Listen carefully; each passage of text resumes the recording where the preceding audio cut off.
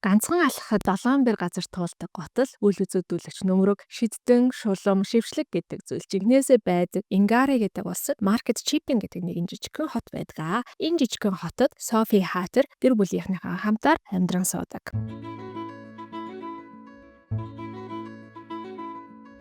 Софигийн аав нь малгайны дэлгүүр ажилладаг чинэлэг худалдаач. За угаасаа л Хайтер гэдэг үг маань малгайчин гэсэн үг шүү дээ. Софи өөрөөсөө 1 насаар дүү охин дүүтэй. За ингээд амар жимэр амьдраад байж итэл Софиг 2 настай байхад нь харин охин дүү Летиг нь 1 настай байхад нь ээж нь харамсалтай нас барш. Ээжийг нь нас барсны дараа аав нь малгайныхаа дэлгүүрийн хамгийн залуухан, хамгийн хөөрхөн худалдагч Фэнитэй гэрлээд дахин нэг охин төрүүлээд Марта гэж нэрлэжээ.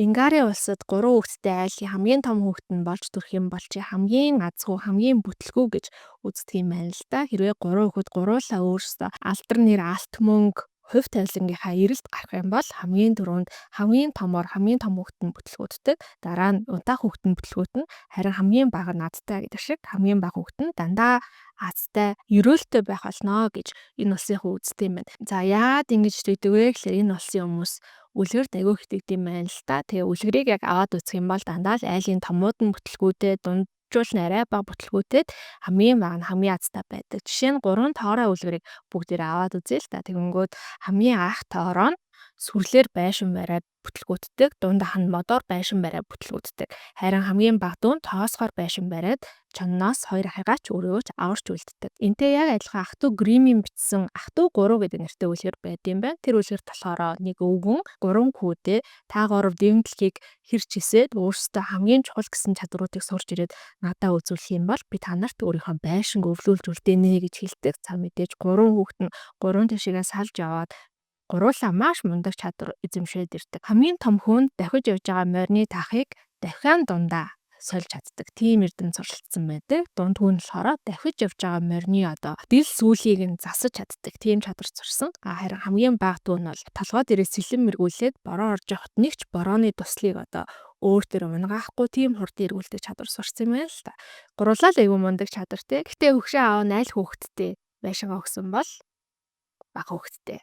За тэгэл Итали ардын бас эгчдүү 3 гэдэг үлгэр байдаг. Тэр үлгэрт бол хамгийн бага дүү нь ханхүүтэй гэрлээд 2 эгч нь тогоонд чанагтаад дуустдаг. Гэх мэтчлэн. Тэгэхээр яг харахгүй л энэ улсынхаа маань үлгэр тэнгэж итгэдэм байжээ. За өргөжлөлөө сонсох юм бол яг ингээд ийм үлгэрүүдээс айгүйг санаа авсан зүйл энэ ном дээр маань гарч байгаа. Зохиолч яагаад үлгэрүүдээс ингэж их санаа авсан бэ гэхээр өөрөө 3 хүүхэдтэй айлын том хүүхэд юм байна л та. Тэгээд хүүхэд байхдаа ном уншихаар дандаа л ийм том хүүхэд бүтлгүүддэг номнууд таарад ахаар нь яагаад заавал ийм байх ёстой гэж бодоод энэ номоо бичсэн. Манай үзэгчид болон сонсогчид дундаас хэрвээ айлын том хүүхдүүд байл та бүхэн маань комент бичээрэй. Айлын том хүүхэд байх давуу тал уу, сул тал уу юу гэж бодож байна? Өөрсдөө сэтгэлийг асуултыгээрэй гэж хүсье. Аав нь өөр хүнтэй гэрлээд 2 охин хойд ээжтэй болгоод за дээрээс нь хойд дүүтэй болцсон учраас одоо Софи Лети 2 маань үлгэрийн заншил ёсороо бол хорон санаатай хойд эгч нар болох ёстой. Жишээлбэл үнсгэлжингийн үлгэр дээр 2 хойд эгч нь ямар царай муутай, ажил муутай, бүтэл муутай, ааш муутай байдаг билээ те. Яг тэрний адилаар маркет чипийн хотынхан бол Софи Лети 2 ирээдүйд ийм болох бах та гэж хараад исэн чинь Софи Лети 2 ямар ч хорон санаагүй тэгээд яг дүүшгээ Марташгаа илүү хөөрхөн үзэсгэлэнтэй охтууд болж өсөж томордог 3 охин гуруула нэг нэгэндээ айгүй аим хайртай ингэж амьдардаг юм байна. Ноён Хайтер буюу одоо Софигийн аав бол 3 охиноороо маш их баргадаг. Тийм болохоор хотынхаа хамгийн үнэтэй сургуульд явуулдаг гинэ. Охтууд дундаасаа бол хамгийн хичээмтгий, хамгийн их ном уншдаг нь Софи. Софи тэгээд түрүүн хэлсэн багасаа л олон ном уншаад за угаасаа би айлын том юм чинь миний амьдралал нэг их зүйлд хүрэхгүй юм байна гэд 2 дүү маань надаас арай л азтай байх юм чинь 2 дүүгээл одоо ирээдүйд нь бэлдээ даа гэдэг ингэж бодож явдаг. Айлын том хариуцлагатай дарга охин байжээ.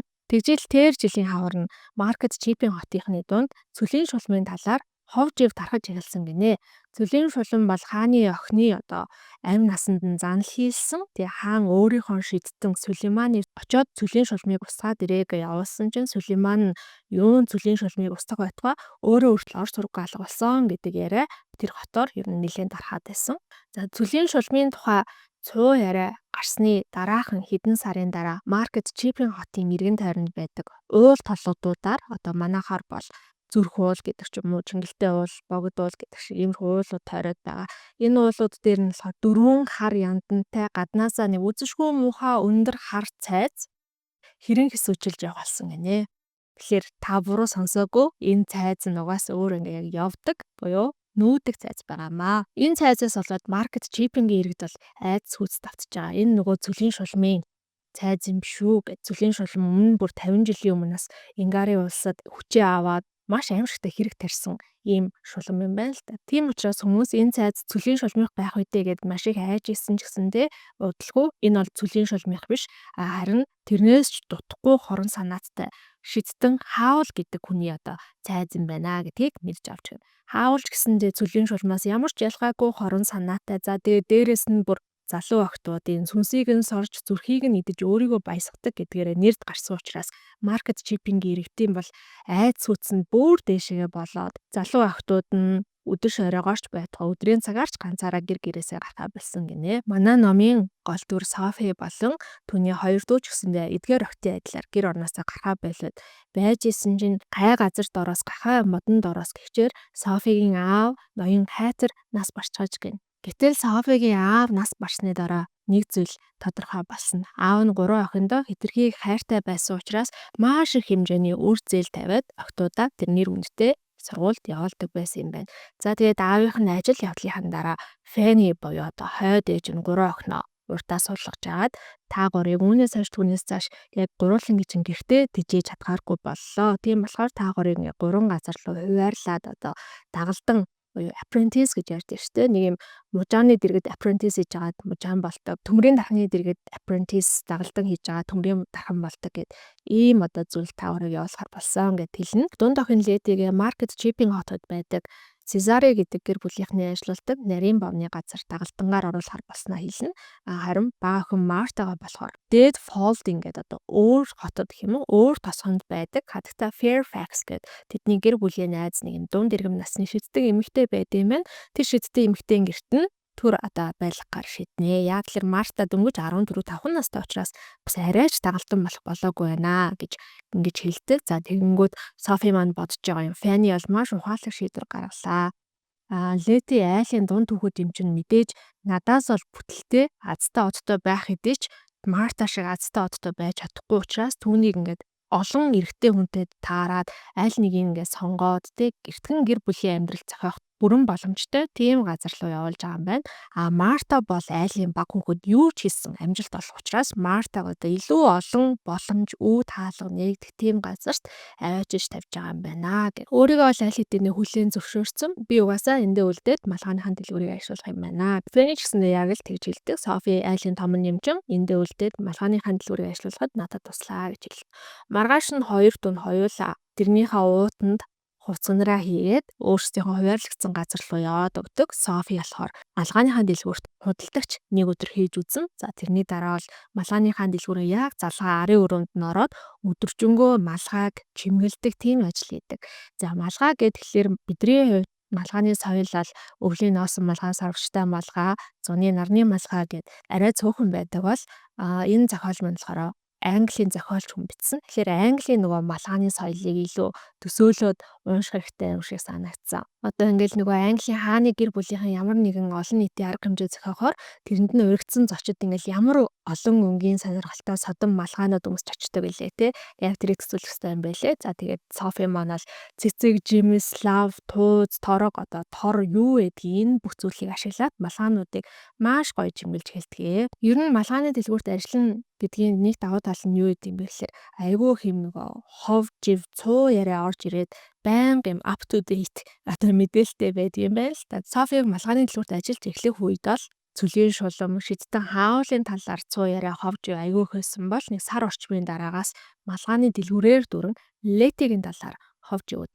гарч ирж гинэ. Яасан бэ гэсэн чинь Цезарын одоо нарийн бовны газар Летигээд амар хөөрхөн охин ажилд ороод тэнд бүр ингээд Летитэй танилцах, Летиг харах, Летитэй хідэн үг солих гэсэн залуучууд бүр ингээд битүү дүүргээд оочр үүсгээд бүр дотор нь бүр одоо хөл гიშгээс айгу бужигналцж чинь гэж байгаа байхгүй. Тэгээ Софи маань энийг сонсчод аргагүй дээ манай Лети угаасаа л ямар ч өнгө муутай цариамуутай малгай өмссөн тэрийг хөөрхөн харагдуулж чадхаар тийм хөөрхөн охин шүү гэж боддог. За ер нь тэр үеэс эхлээ Софи малгаануудтайгаа аягүй ярьж эхэлнэ. Яг уу хөрх амтан тэгэл өдөржингөө л малгааныхаа дэлгүүрээр ганцаараа суугаас ингээс нуруугаа бүгтээд чисттэй ингээ массаж хэмэглээд байгаа.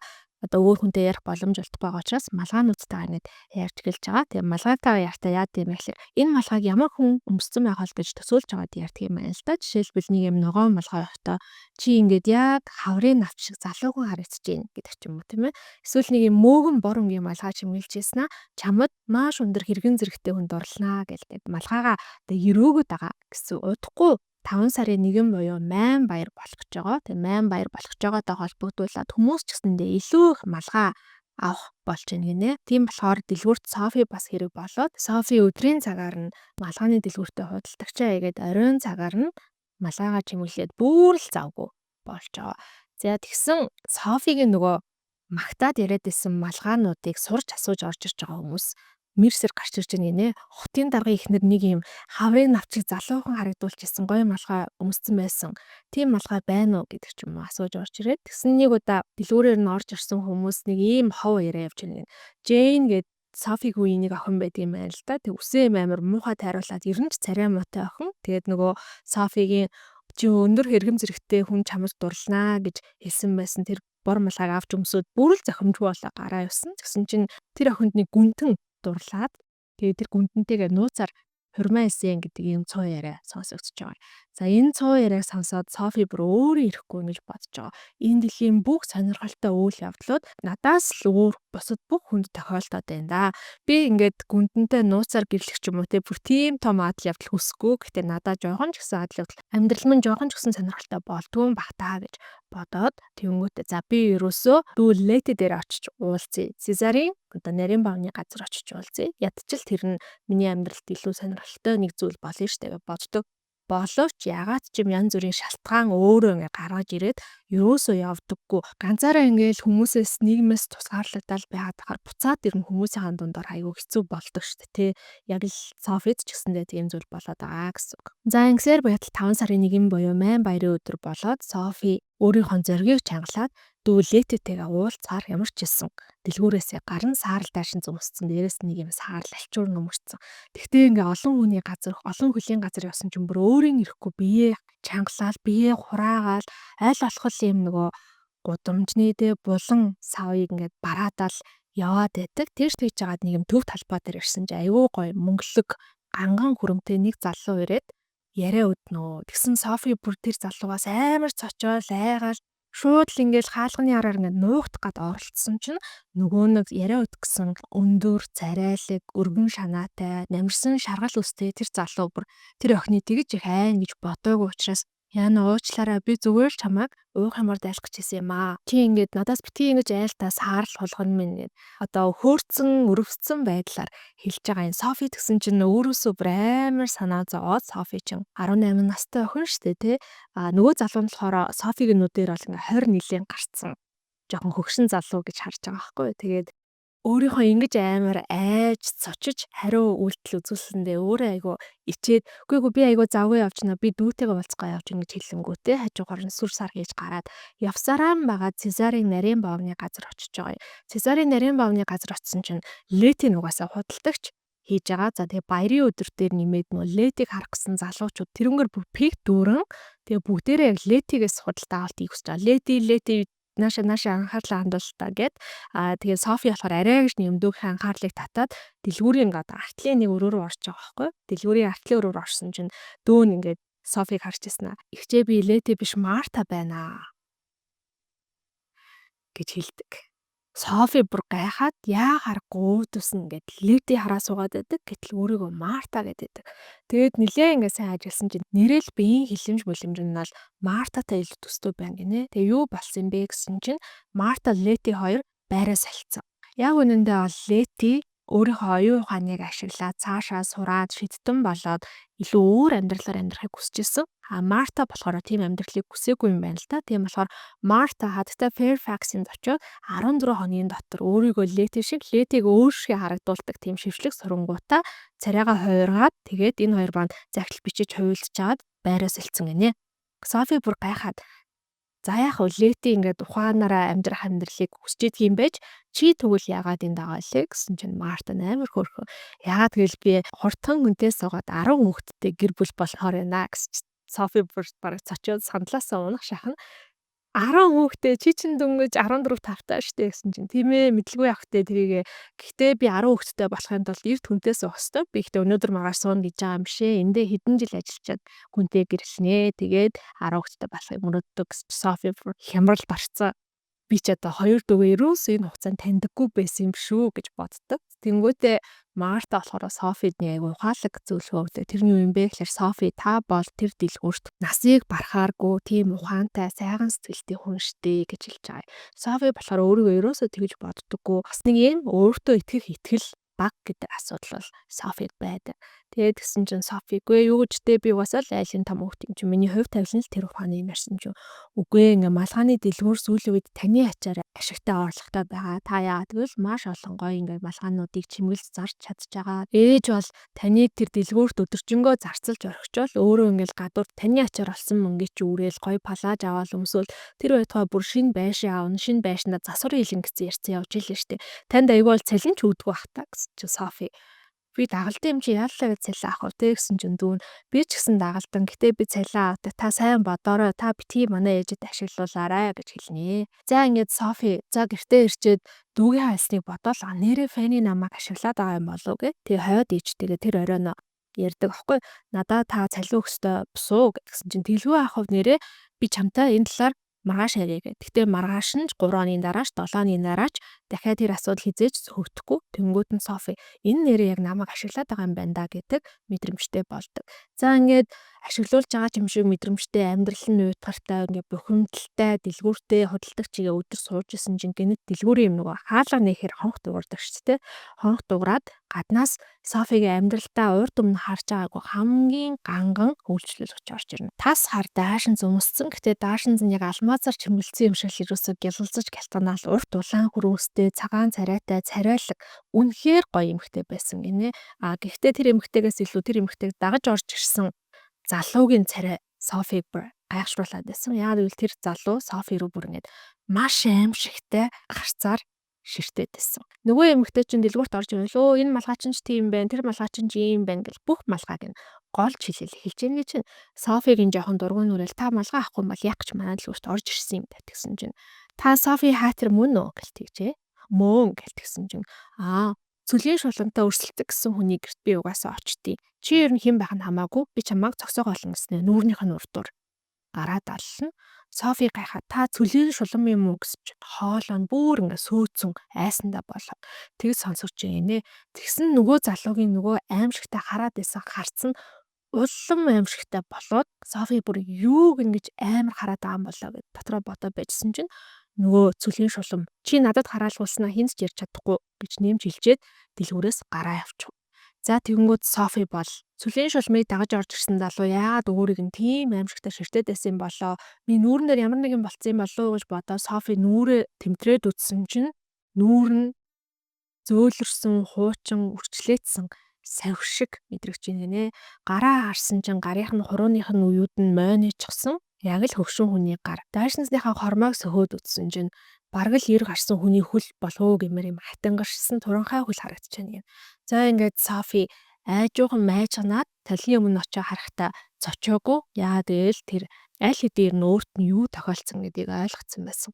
Юу тохиолдсон бэ гэхээр тэр цагаан үстэй, толб болсон, үрчлээдсэн бор нүүртэй 90 настай эмгэн болоод хуурчихсан байлаа.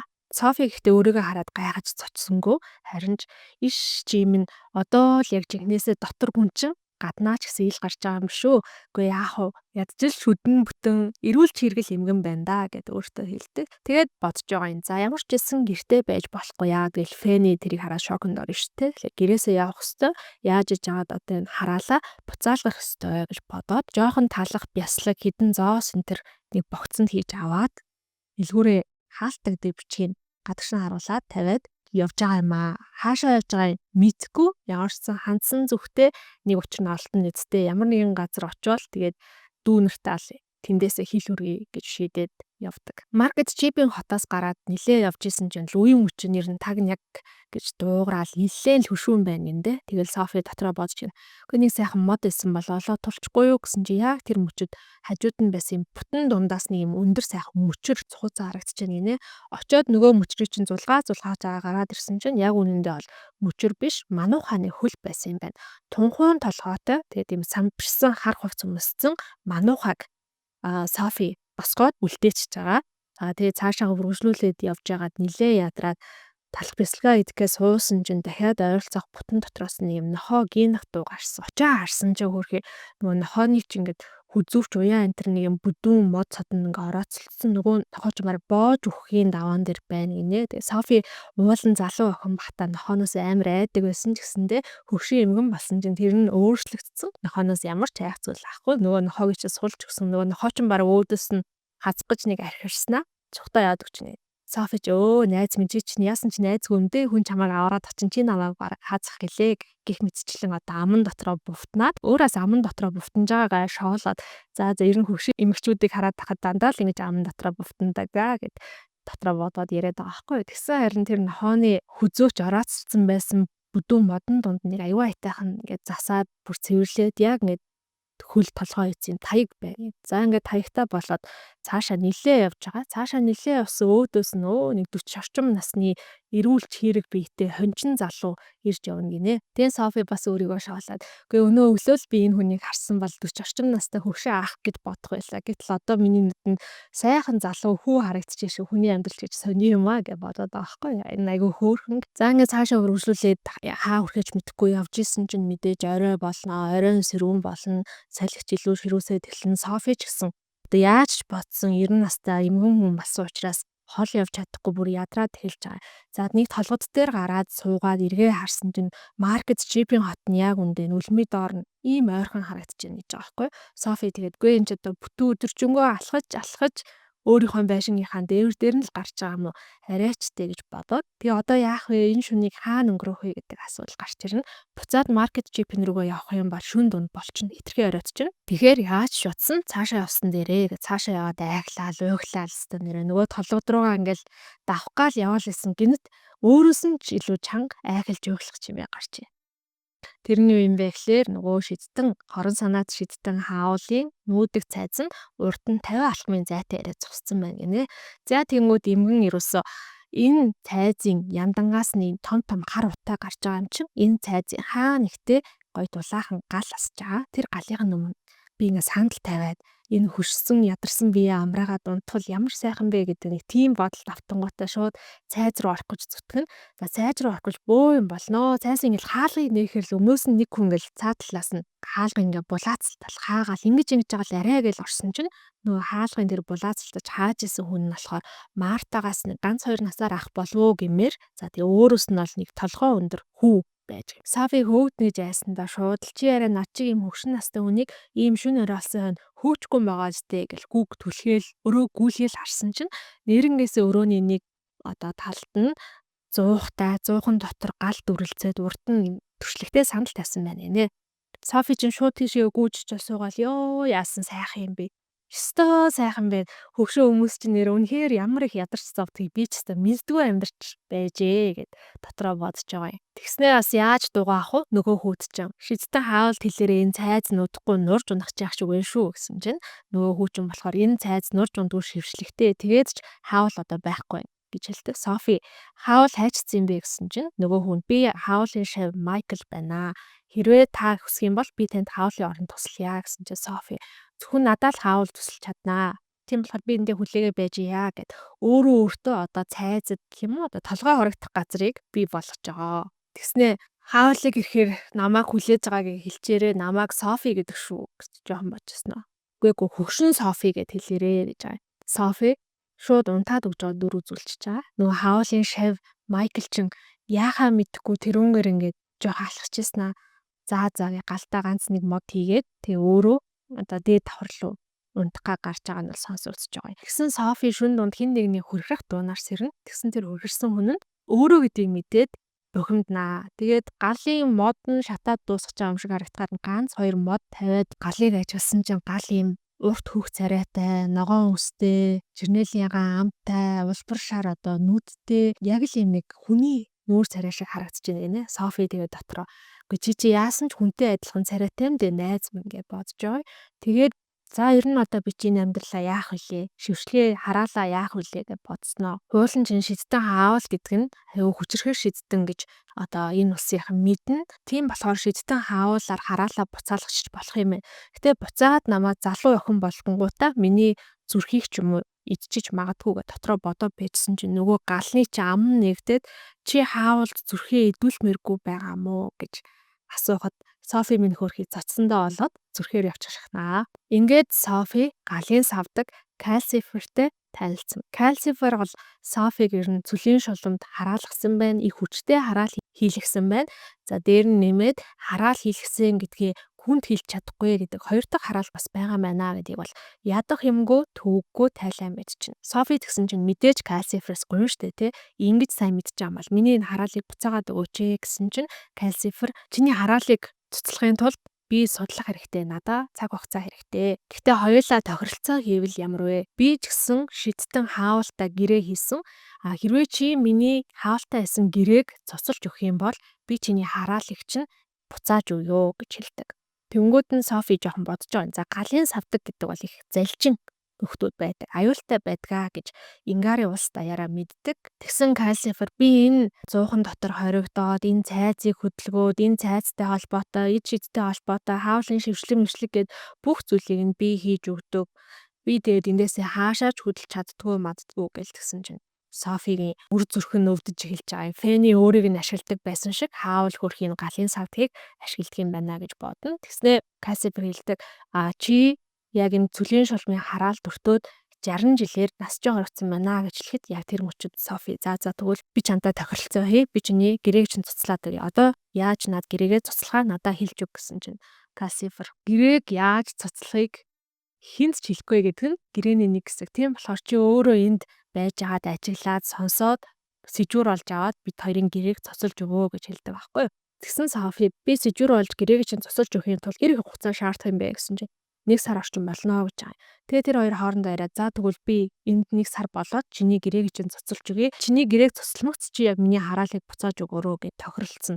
Тэгэнгүүтээ хоёулаа харин саржингаа энэ цайзад Софиг байлгахын тулд одоо ямар арга мэх зохиох вэ гэд ярилцаа байж яснаа Софи унтаад өгнө. Өглөө нарны гэрэл нүүрэнд нь тусгаад Софи сэрнэ. Тэгээд би ч өдөр их сонин зүтлээ шүү. Миний дэлгүүрт цөлийн шулан орч ирээд намайг эмгэн болоход би нүүдэг цайзад ороод галтаа ярьж гинэ гэж зүтлсэн гэж бодоод босгосон чинь хам үгүй юм чинь хөшсөн таг нэг хийгээд дуурч байгаа байхгүй. Тэгээд нүрээ барьж үзээд гараа хараа за энэ бол жигнэсээ зүүд биш болсон явдал юм байна гэж бодно. Тэгээ босоод цонхоороо ингээ харсан чинь уул нь олгч өдөр юм толгодын орой дээрээс Софи энэ цайзад орсон штэ тий та бүхэн санаж байгаа. Цонхоороо харсан чинь далай болон далай эргэн жижиг тосгон харагддаг. Софи за энэ шидтнүүд ч одоо цонхоороо юу гэснээ л харуулж болдог байлгүй дээ гэж бодоод өрөөг гүйлгэж харнаа. За тэр өрөө болохоор цайзын одоо гол өрөө гэх юм уу. Нэг талдаа зуухтай, сандалтай, нөгөө талдаа ажлын том модон вандан ширээтэй. За тэр ширээн дараа бүр зүсэн зүйлийн лонхтой, шилтэй зүйл. За тэр байтугай бүр гавлын яс хүртэл байж гинэ. За тэгээд хамгийн аимшигтай тэр өрөө бүх зүйл нь хуруу зузаан тоостой аимшигтай бохир. Тэр өрөөнөөс салбарсан юм 4 хаалга байгаа. Софи 4 хаалга бүгднийг онгоолгоод үзсэн. Эхний хаалга нь онгоолгосон ч угаалгын өрөө байдаг. Уул нь бол ингээ угаалтур ван энэ хааны ордонд баймаар тийм гой тансаг боловч бас л өстой бүр янз бүрийн өнгөтэй юм лаг магандаа баригдсан. Үнэхээр аимшигтай. Толинд нь очиж нүрээ харах гэсэн чинь нүрээ харахын аргагүй тийм бохир болцсон байсан гэж байгаа байхгүй. Хоёр дахь хаалгыг нээгээд үтсэн чинь хоёр давхар руу гардаг шат байсан. Гурав дахь хаалгыг нээгээд үтсэн чинь нэг юм тоосон хантай арын хашааны хэсэг байна гинэ. Одоо дээшээ шууд харахаар тэнгэр харагддаг. Дөрөв дэх хаалгыг нээгээд үтсэн чинь харанхуй өрөө байсан. Харанхуй өрөө дотор бол шүүр мөр одоо тоос дарсан хөшиг мөшиг тиймэрхүү зүйл байсан. За тэгээ энэ 4 хаалганаас гадна л өчигдөр Софигийн орж ирсэн хаалга байгаа. Софи очиж тэр хаалгыг нээсэн чинь нөгөө өчигдрээ яг өөрийнх нь суусан маркет шиппинг хотын иргэн тойронд нь байдаг. Уул харагтана хаалгаа хаагаад цонхоороо очиж харахаар яг харахгүй далайн иргэн хот харагдаад байгаа. Үгүй ээ ийч гэж сонирхолтой зүйл юм аа гэж бодоо байжсэн чинь гинэд зуухнаас чи өчигдөр тохиролцоо хийснээ мартаагүй үсттэй гэх дуу гарна. Энэ дуу сонсонгуудаа Софи өөрийгөө ерөөсөө өчигдрөөс хойш шокийн байдалтай яваад байгаа маа гэдгийг ойлгонгуудаа гинэд уйлж эхэлнэ. Яагаад ийм шудраг бус байгаа юм бэ гэд бүрстэ цэрхраад уйлаад байжсэн чи хажууд нь Майкл ирсэн. Та зүгээрөө ямар нэг юм болоо юу гэж асуусан зогсож ийн гинэ. Софи би хөгшин гэснэл учир зүггүй уйлж гарч ирэхэд яагаад хөгшин болсон гэдэг нөгөө хэлж чадахгүй байгаа учраас тэгсэн Майкл зүгээр дээ бид нар бүгдээ л хөгшөрдөг шүү дээ. Та өглөөний цай уумаар энэ гэсэн чинь Софи хэдийгээр хөгшин гэсэн хэдийгээр сэтгэлээр онцон байгаа ч гэсэн үнэхээр эрүүлж хэрэг эмгэн болохоор яхаарахгүй хотоод найхтар хонхолцоод за тэгээд та бүхэн киног нь үзчихсэн бол мэдж байгаах нэг юм алдартай өглөөний цай хийдэг хэсэг гардаг тийм. Софи хайрлын тавыг аваад Калсифер дээр тавина. Калсифер болохоор би хаалаас өөр хүнийг хоол хийлгэхийг зөвшөөрөхгүй гэдэг. Тэнгүүд Софи тэгээд хам бол надад тохиролцоо хийсний чинь би хаалт хэлчихэн шүү гэж сүрдүүлж агаад хайрлын тавг тавиад өндөг хаглаад гахаа машаардаг. Калсифер би ч өстө чамтай дэмэж тохиролцоо хийчихүү дээ. На гахаа мах чинь түлэгдээсэ гэд хараагаад бэжсэн чинь хаалга хаагдах чимээ гарна. Эргээд тарсан чинь маш ганган хувцалсан өндөр царайлаг шаргал үстэй 20 орчим насны залуу орж ирээд гитараа өрөөний буланд тавьж ийн гинэ. Тэгснээ эргэж Софиг харснаа. Чи чинь хэн блэ? Би чамайг хаана арлаа гэж асуусан чи Софи сандраад чи намайг хаан чараагүй чи намайг танихгүй гэд тэгсэн юм байл та.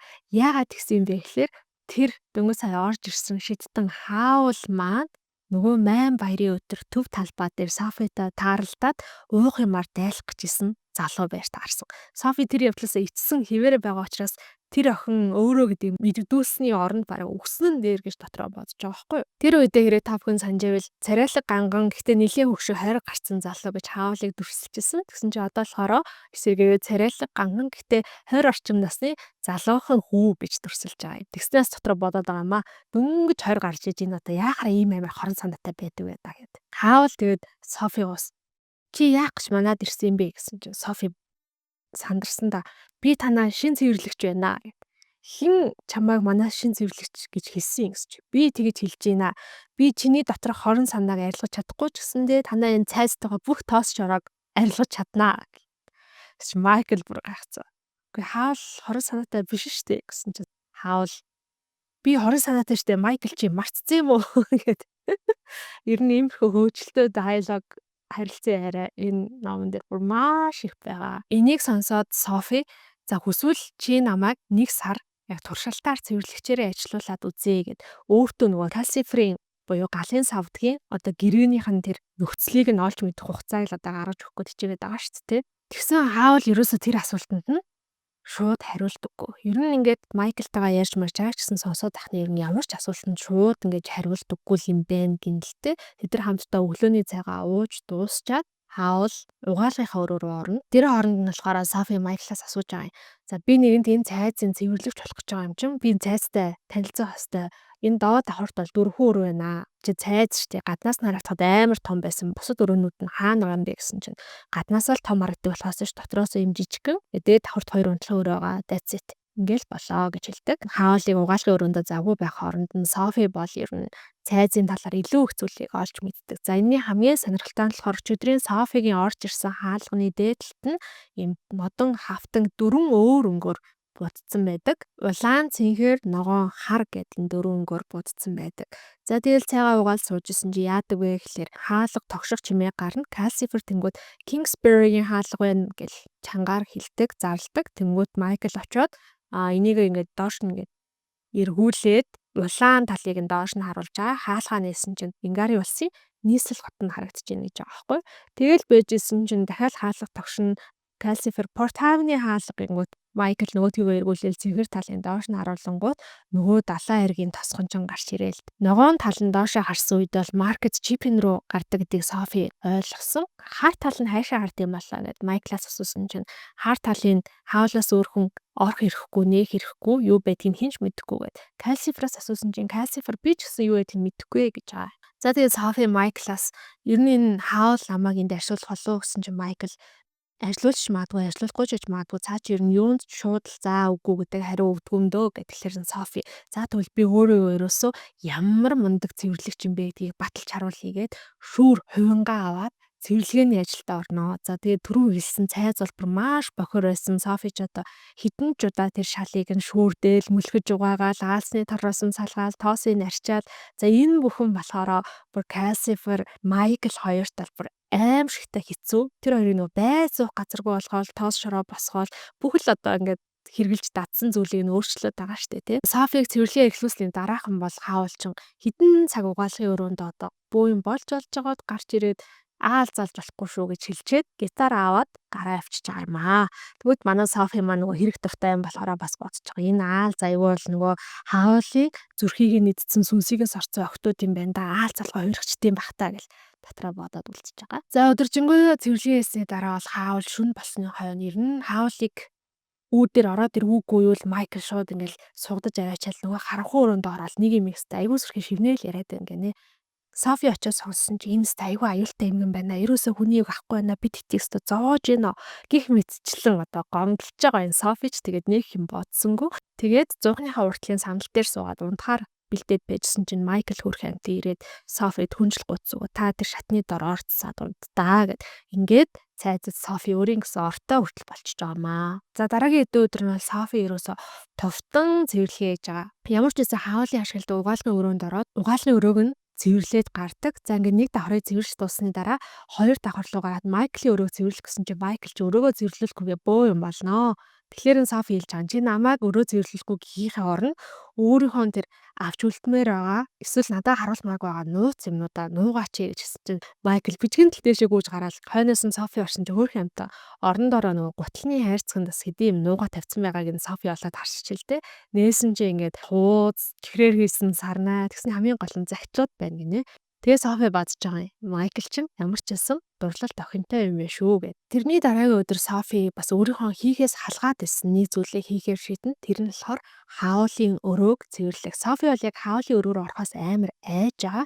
Дотор нь яг юу хүлээж байгааг мэдэхгүй. Нөгөөд чи хорон санаатай охтуудын зүрх хэддэг сүнс сордог гэсэн учраас тэр дотор бол одоо ямар аимшигтай хар иж хэдийн те юу байхыг мэдэхгүй учраас өөрөө ч гэсэн айгаа байж идэв. Тэр өглөөнд тэгээд хаавал адагшаага хаалгаа аваад цайзаас гараа явчихж байгаа юм. Тэнгүүт нь Софи зэргөө чангалал шүүрээ аваад хавингаа аваад хоёр давхар руу гараад хаавлын өрөөрөө эргээд орох гэсэн чи хаавал өрөөнийхөө үүдэн дээр ингээд зогссон. Би чамааг оруулахгүй. Чи миний өрөөг цэвэрлэх хэрэггүй гэсэн чинь Софи мэл гайхсан. Гү чи чинь дөнгөж сая гараад явсан биз дээ яваагүй мó гэдгсэн чинь явж байгаа юм шиг харагдуулсан юм аа. Чи бол ерөөсөө байгалийн гамшиг. Чи Майкл Calcifer хоёрыг яаж зоож байгааг би харсан. Тэгээд тэр зовлон хизээ нэгэн цагт миний хар толгой дээр ирнэ гэдэг би мэдээд исэн юм аа. Миний өрөөг цэвэрлэх хэрэггүй би оруулахгүй гэсэн чинь Софи чиний өрөөч бүр нохоо хороо шиг вэ штэ гэд ингээд дээгүр доогор ингээд шаагаа харж байгаа байхгүй гэсэн чинь хаавал хэлтий. Тэгээ би нөхдөнөөс авир санал хэлж байгаа. Хүн өөрөө хүсэх юм бол нохоо хороонд ч гэсэн амьдрах хэрэгтэй гэж хэлдэг. Тэгээд яхаа аргагүй Софи ингээд хаавлын одоо үгнээс зөрч чадахгүй өрөөрөө нь орж чадахгүй юм чинь жоох ингээд бухимдаал уйхалж айхлал майж анаал шатаараа буугаал за тэгвэл өнөөдөр энэ арын хашаар цэвэрлэе гэд арын хашаар гарсан чинь ингээл арын хашаа ч ингээд төмрийн хог сэг зэв одоо юу гэдэг тийм мар дүүрэн бааш тэгэл нэг талаас нь очиод ухаж эхлэх гэсэн чинь хаавал дахиад гарч ирэл энэ арын хашааг ч гэсэн битгий цэвэрлэе бохир цаа харагдж байгаа ч гэсэндээ хаана юу байгааг би бүгдийг мэднэ гэдэг байхгүй угаасаа ер нь нэг тийм өрөө ч юм уу те нэг тийм шүүгээ нэг тийм шургуулга хүн болгонд байдаг штэ. Тэгсэн чинь Софи би тэгээ танаа энэ цайзад чинь цэвэрлэгээ хийх гэж ирсэн. Тэгээ би цэвэрлэгээ хийхгүй бол юу их хэвээр юм бэ гэсэн чинь хаал хэрвээ чи ингээ өөрийгөө цэвэрлэгээ хийх гэж энд байгаа гэж бодож байгаа бол чи өөрийнхөө амьдралын утга учирыг нэг бодоод үзтээ гэж хэлж байгаа байхгүй юу. Тэнгүүтээ за одоо яг одоо орж дотор орж өөр нэг юм бодож хий цэвэрлээнээс өөр нэг юм бодож ол Софи тэгдэг. Тэгээд хаал эргэхдээ нөө төмрийн юм хурц ирэнд ганган хөрмнийхаа ингээ ханцууг нь урчиж байгаа юм. Тэгснээ хараал хэлнэ. Тэгсэн чинь Софи жоохон бас имээгээд гэх юм уу. Би наадах чи оёод өгч чаднаа. Би өстө оёхтой айгу мундаг гэсэн чи ёо Софи минь чи ингээл бүхэл юмд оролцгоол бүхэл хүн туслахгаал өстө нэг ядаргаатай маа гингүүт өөрөө хаавал ханцуугаа ингээд хуруугаараа илбсэн чинь ханцуун бүтэн болчихж байгаа байхгүй юу. Тэгээ Софи бас мэл гайхна. Ер нь бол хаавал өөрийгөө хэр зэрэг хүчтэй шидтэн бэ гэдгээ Софид ингэж ойлгуулж байгаа. Тэгээ Софи яах чаргагүй хаавлын үгэнд ороод дотгошоогоо ороод сууна. Хаул ч гэсэн нэлээ уурсан байгаа учраас Софи бол хаул яйлалахын нүдэнд нь өрсчгүйх ингээл зуухныхаа ур чимээгүйх ингээл суугаад байж идэг. Хэдэн цагийн дараа хаулын уур нь гарсан ч юм уу да. Тэгээд Софиг дуудаад хэрвээ чамд тийх ажиллахгүй бол чи миний энэ хүрмээг ингээд ойж засч болно гэд улаан хүрмээ өгдөг. За тэгээд Софи хийх ажилдаа болчихж байгаа юм. За тэр өдөр болон тэр өдрийн дараагийн хэдэн өдөр нь бол хаул гэрээсээ гарахгүй. Хаул Майклтай нийлээд хаанд шившлэг хийж өгдөг. За хааны нөгөө цэрэг айрам гэдэг зүйлийг чинь бас давуу талтай байлгахын тулд энэ ид шидээр янз бүрийн шившлэг хийж өгдөг юм байна л та. Одоо энэ номон дээр жишээлбэл гарснаар бол завийг ингээд живүүлдгүү шившлэг гэж байдаг те. Нэг алхангууд 7 бээр газар явдаг. 7 бээр гэдэг чи одоо ойролцоогоор 21 км газар юм шиг байна. Ийм гутлал мэдээж цэрэг армийнх нь маш хэрэгтэй шүү дээ. За тэгээ хаанд ингэж янз бүрийн үнээр шившлэг хийж өгөөд мөнгө олдог. Эсвэл одоо тэр хаалхан нээгддэг хотынхоо хүмүүс жижиг сажиг шившлгүүд хийж өгөөд жоохон мөнгө олдох юм байна л да. Тэгээ ер нь ингээ бас хөрхийн анзаараад байсан чи хаанд хийж өгсөн шившлэг бол айгүй өндөр үнээр зардаг. Зүгээр энгийн тэр тосгоны хотын иргэдэд зарж байгаа шившлэг бол бүр цөөхөн хэдэн зоосоор зардаг гинэ. Тэр цөөхөн хэдэн зоос юм болохоор Майкл Калсифер хоёр аль болох аваад ингээ хадгалаад хаулаас нуухыг хичээдэг. Хаул ерөөсөө мөнгө гарт нь л орох юм бол гарынхаа 5 салаагаар шууд л урсгадаг хүн юм байна л да. Тэгээ өөрийгөө маш их гоёж гангалах дуртай. Олигтойгоо хувц аваад өмсчих чадлагүй шидтнийг ямар шидтэн гэдгийг тийм шидтнийг хэн тоож иртий ингээд тэрийгээ баг бизнесийн зардал гэдэг юм уу хайшин тий. Дээрээс нь нэмээд хаул гэдэг хүн чинь ерөөсөө маш дурламтгай хүн юм байна. Ямар нэгэн юм хөөрхөн бүсгүйг хараад дурлчих юм бол ерөөсөө л тэр угаалгын өрөөндөө 3-4 цагаар ч хамаагүй ус цасанд орол өөрийгөө гой сайхан болгоод гой ганган хувцас өмсөл хойноос нь учир зүггүй хөл алдаал гүйдэг гинэ.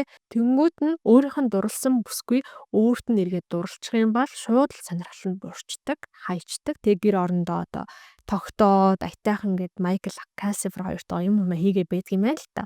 Тэнгүүд Майкл Калсифер хоёр юу гэж яриад байна гэхээр энэ хаул яг нэг охины хойноос гүгээд байна. Гэтэ тэр охин өөрт нь дурлахгүй байна. Тийм болохоор мань хүн ингээд гэр орондоо ч тогтохгүй те. Тэгэл нөгөө угаалгын өрөөндөө хідэн цаг болоод байгаа юм байна гэж ярилцдаг. За тэгээ тэр өдөр чинь тэр шүнжин хаул шившлэг хийгээд маргааш өглөө нь босоо шившлэгээ ингээд цаас ууд нь бооцсон. Шившлэг гэж одоо юу байдаг юм бол бас маш сонирхолтой. Гэхдээ ямар ч байсан цаас ууданд бол боож болдог зүйл байгаад байгаа байхгүй. Тэгэд Майклыг явуулна. Чи хаан даваачаад энэ шившлэгийг өгчих гээд. Буцаж ирээд би чамд нэг юм шившлэг бэлдээд үлдээсэн бай. Чи тэрийг хийгээд илүү мэдлэг олж авнаа. Тийм зорилготой шившлэг үлдээсэн байя гэж хэлэнгүүтээ өөрөө гитараа аваад маркет чипэн руу гараа авчдаг. За Майкл ч гэсэндээ хаанд нөгөө шившлийг нь хөргөж өгөх гээд явна. За тэр хоёрыг эцгүүд нь Софид одоо Калсифертай нэг юм тухтаа ярих боломж гарч байгаа шээс те. Калсифераас асууна. Би чиний гэрээг чинь цоцлохын тулд надаа ингээ ямар нэгэн сэжүүр хэрэгтэй байна гэсэн чинь Калсифер би чамд сэжүүр өгсөн штэ гэд. Тэнгүүд нь Софи чи надад сэжүүр өгсөн бол тэг сэжүүр өгж гэнэ байгаа хэлэхгүй яасан бэ гэсэн чинь хэрвээ би чамд сэжүүр өгөөд тэг энэ сэжүүр шүү гэж хэлчих юм бол эн чинь ямар ч сэжүүр биш энэ чинь харин мэдээлэл болчихноо гэдэг байгаа байхгүй. За энэ талаар жоох энэ хоёр маань нэтгэлцэн. Тэнгүүтээ Софи болохоор яг хаулыг Майклыг байхад нь хийж чадахгүй байсан нэг зүйлээ хийхээр шийдэн. Тэр нь болохоор юу юм бэ гэхээр нөгөө хаалган дээр хавтан хар талыг нь доош нь харуулж байгаа цаана бүр юу байдгийг л үзмээр санагдаад байна гинэ. Зориг гаргаад хавтангийн хар талыг нь доош нь харуулад хаалгаа нээсэн чинь оргуу хоосон байсан. Тэр нь ямар ч өнгөгүй, өнөргүй, хар биш, цагаан биш, саарл биш, халуун биш, хүүтэн биш, хуруугаа хүргээд үтсэн чинь хүнд ч биш, хөнгөн ч биш, найтан ч биш, хуурайч биш. Тийм сонин зүйл байсан. Одоо яах чаргагүй, яалтай лээ. Юу гэдэг мэдэхгүй юм чинь Софи хаалгаа хаахаас өөр ямар ч аргагүй болсон. Тэгээ байж итл Майкл хаанд шившлэгийг хөргөж өгчөөд буцаад хурж ирсэн өө энэ хаул нөгөө хүүхэн нь өөртөө дурлаагүй л байгаа юм уу? Дахиад гараа авцсан уу гэл бүр айл хэдийнэ нэг нөгөө тэмээ хариулсан хүн буурийнхаа зан андахгүй гэдэг шиг асууж байгаа юм. Тэгэнгүүтээ тэр гурав өөр өөрсдийнхээ ажлыг хийн. За Калсифер ч ямар ажиллах вэ? Софи хаулын хүрмийг нь ойж эхэлнэ. Майкл болохоор хаулын нөгөө өөртөө зориулаад шин мэдлэг олгоход зориулсан тэр шившлэгийг хийж эхэлнэ. За тэгээ энэ хоорондоо болохоор Софид хаулын хайр дурлалын амьдралыг амар дэлгэрэнгүй ярьж байгаа байхгүй юу? Түрүүн хэлсэн гээд амар дурсамтгаа гэдэг. Дурлсан октод нь аав ээжтэй ч юм уу хилээд аав ээж нар хаулаас өшөөг нь авах гээд хаулыг өстө болгож тавих гээд ирдэг. Тэнгүүд нь хаул арын хаалгаараа гараа зогцчдаг. Тэр бүх хүмүүстэй Калсифер, Майкл хоёр л одоо нүүр тулж үлддэг өстой зовлонтой байдаг энэ нэг хүн нэрээ энэ охин хурдан өөртөнд уралчаасаа гэр орондоо нэг аятайхан байх юмсан тэр охинд нь янз бүрийн тийм аав ээж тэ ядаргаатай ах эгч тийм хүмүүс байхгүй л байгаасай л гэж залбирая гэл. Тэгсэн чинь Софи манаас энэ яриаг сонсоод суужснаа дотроо жоохон санаа зовоод байгаа юм а. Яна энэ хаавал гэж хүн миний хоёр одоо дүүдэд таарч юм бол миний 242 амир үзэсгэлэнтэй хөөрхөн охтоо. Тэгээд хойноос нь гүсээр агаад өөртөө дурлуулан гутаа ингээд хайчих юм бол юу болох болоо. Бурхан минь битгий л тааралдаасай гэж залбирч байгаа. Тэгээ байжсэн ч өдрийн хоолны дараа хаавал ста нэг уруу дорой эмо царайлцсан. Ороод ирэн шууд л угаалгынхаа өрөө рүү яваад орчихно. Угаалгын өрөө нь ингээд цэрхэн басныг харангуйтаа Софи чи энд байсан юм янз бүрийн ууттай шилтэй нунтаг зүйлүүд байгаа. Чи эзэрт хүрээгүй үсттэй гэж Софи би хүрээгүй гэж тэгдэг байхгүй. Тэгсэн хаавал за гэл хаалгаа тасъя гэл хаагаад орчиод Кассифер Майкл хоёр та нэрээ хүрээгүй үсттэй гэж чи нөөтч. Өстө хүрсэн ч яа тийм хүрсэн байсан ч яа тийм гэл жаахан зөрөөжилж байгаамаа. Өдрийнхөө хоолыг хийх гээл яг байжсэн чил гинэт хаавал угаалгын өрөөний хаалгыг сэлс хийтлээ гэл орилж чарлсан улаан галзуу амтан гараад ирнэ. Шууд Софи руу дайрал. Энэ харж гинөө миний энэ үсийг хар. Миний үс ингээд гимтчлээ нураачлаа би хинч биш болчлоо. Миний үсийг чи бүр ингээд юу ч биш болгочлоо. Яаж байгаа юм бэ? Энийг харалтаа гэл бүр маш аимшигтай ориллол дайрна. Тэгээ Софи али юу болсон ингээ харсан чинь шаргал үснэ гэж жоох улбар туяа орсон байсан юм байна л да. Ингээл миний амьдрал дуусчлаа. Ямар их гачлан бэ? Ямар их зовлон цөхрөл вэ гэл хаавал бүр маш драматай. Тэгээд хаавал зуухны урд сандал дээр суугаад ингээд гараа толгоогоо салаавчлаад утраа суучж байгаа юм. Тэгсэн чинь өрөөний дөрвөн булангаас үүл манан шиг гэхдээ хүний хэлбэртэй тийм биетүүд босч ирснэ.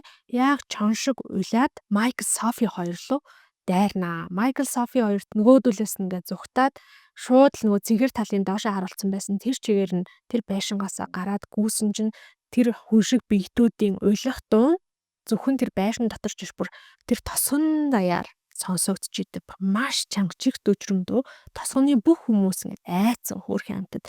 За ямар ч гэсэн далайн эрэг рүүгээ очие. Далайн эрэг дээр очие. Далайн эрэг рүүгээ бүгдээрээ очоо байж байгаа. Нөгөө уйлах дуу чинь сонсогдоол байна. Тэр нь хашгираан болно. Сүүлдээ ингээд гингэнт л уйлна. Эцэст нь санаа алдна. Тэгж жагаад 2 цагийн дараа чимээгүй болж байгаа.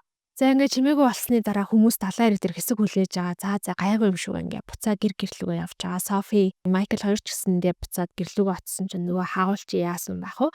Бас л энэ кинон дээр нэг гардаг алдартай хэсэг. Биеэс ногоон лаг ялгаруулсан. Тэр өрөөгөөр дүүрэн ингээд өвдгөөр татсан ногоон лаг. Хамгийн гол нь тэр лаг нь ингээд урссаар агаад хөөрхий Кассифиг баг ингээд унтраах төгцсөн байна. Кассифер Софи намайг авраарай гэд аврал ирсэн чинь Софи шууд гүйж очиод нөгөө ногоон лагийг нь алчуураар ингээд галаас жоохон холдуулаад тэгэнгүүтээ Майклтай нийлж агаад хаавлыг нөгөө сандалтай суусан чигээр нь ногоон лаган дээгүүр нь ингээд түлхсээр агаад угаалгын өрөөнд оруулна. За угаалгын өрөөнд Майкл бол хаавлыг усанд оруулах гэж байгаа. Софи болохоор нөгөө өрөөнд байгаа ногоон лагийг нь цэвэрлэх гээд ингээд үлдчихэж байгаамаа. Хаавлыг ямар ч гэсэн усанд ороод цэрхэн болгосны дараа бас л нилээ ятгажээж цэвэрхэн хуурай хувц өмсүүлнэ.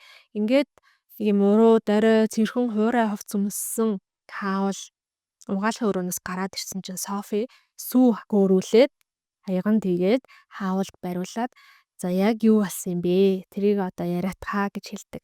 Яагаад тэгэхээр Софигийн амьдралын туршлагаас харахад хүмүүс яг ингэж уур бухимдлаа гаргасан үедээ яг тухайн үедээ бухимдсан зүйлээсээ биш ихэвчлэн яг өөр ард нь шалтгаан байгаа болохоор л ингэж амар уураа гаргадаг гэдгийг мэддэм байнал л та. Тэгсэн чинь хаавал ярина. Хаавал чинь гэдэг нөгөө драматай хүн учраас маш өрөвдөлтөө юм царай гаргаснаа. Миний дурсан бүсгүй намайг санах болов гэд би сая хэд хоног очоогүй маа. Тэгж жагаад өнөөдөр очисон чинь намайг сандах нь утгаа бүр өөр хүн сэтгэлтэй гэж хэллээ гэл гонигтай царайлал санаа алдна. Тэгсэн хөөрхий Софи хаавлыг өрөвдөж байгаа юм. Тэгсэн хаавал өргөжлүүлээ ярина. Тэр минь энэ хавийн хамгийн хөөрхөн үзэсгэлэнтэй бүсгүй. Би тэр бүсгүйг бодож явах тэр өөр эрэгтэй хүнийг бодох ч хэжтэй. Уг нь бол би ямар нэгэн бүсгүйд дурлахаар тэр бүсгүй өөрийнхөө дурлал залууг хаяад шууд л намаа гэдэг юм да гэдгсэн чинь Софиг өрөвдөх сэтгэл нь фью. Гэхдээ тийм л юм бол чи тэр бүсгүүдэд тийм дурлуулдаг шингээ өгөөл энэ асуудлыг шийдчихжээ гэж Софи хэлсэн чинь тэгхийн бол тоглоом ямар ч утгагүй болчих штэ гэж хариулна. Одоо эмэгтэй хүний хайр дурлал зүрх сэтгэл Хаулын хувьд тоглоом юм байна гэдгийг сонссон Софиг өргөсгөл нь дахиад бив гэд бүр доошлно. Тоглоом гэдэгтээ тэнцээ чи ямар амар хатуу сэтгэлтэй юм бэ? Хөөхий тэр охиныг бодохгүй байна уу чи гэж Софи жоохон өгүүлсэн чинь бодлого яах вэ? Бодлого яах вэ? Би тэр охиныг байнга боддог. Хонгор хөөхөн Летиг би өдөр бүр боддог гэж хариулнаа. Софи бол зүгээр шууд пал хийгээл явчихж байгаа шүү дээ. Өөхөө энэ хаул гэдэг хүн чинь Лети буюу одоо нөгөө маркет чипингийн Цезарын нарийн бавны газар ажиллаж байгаа Лети гэж нэрээрээ танигдсан. Гэтэ яг үндэ бол Марта тэр дүүд маань дурлцсан байна штэ. Би дүүдээ очоод энэ хүн чинь ийм хүн шүү гэдгийг анхааруулж хэлэх ёстой гэд уул нь бол цайзаас тэр шөндөө гараад маркет чипинг явъя гэсэн боловч би энэ шашгирч өгдөөд явж чадахгүй. Маргааш өглөө нь явъя гэсэн чинь дахиад би энэ ингээл өвдөл хөшүүн хүний амьдрал ямар хэцүү юм бэ гэж бодоод байгаа байхгүй юу. Тэгсэн хаавал гарч ирсэн Софи гарсан чинь нөгөөт нь биеийн нүвдсэн тэгээ дүүдээ санаа зовцсон гэл нэг хамаг зовлонгоо нүүрэн дээр гаргаж ирээд тавьсан байгаа шүү дээ. Тэгээд чи яасан зүгээр үү? Ууртай байгаа мó гэд хаал Софигаас асууж нөгөөт нь гүүч би яалаа гэж ууралдیں۔ Нэг хүн ногоон өнгөтөл агаар цайзыг дүүргээд порт хаавны хөөрхий бүх иргэдийг айлгаад хэдэн зуун охтын зүрх сэтгэлээр товллоо гэд би одоо уурлаад татаач яах вэ? Надаа уурлах ямар шалтгаан байхгүй. Гэл ер нь бас жоохон хэрүүлчээ. Тэгсэн чинь хаавал инээд алдаад. За би хаантаа болцохоор явлаа. Майклийг хийх ёстой шившлийг ширээн дээр үлдээсэн байгаа шүү.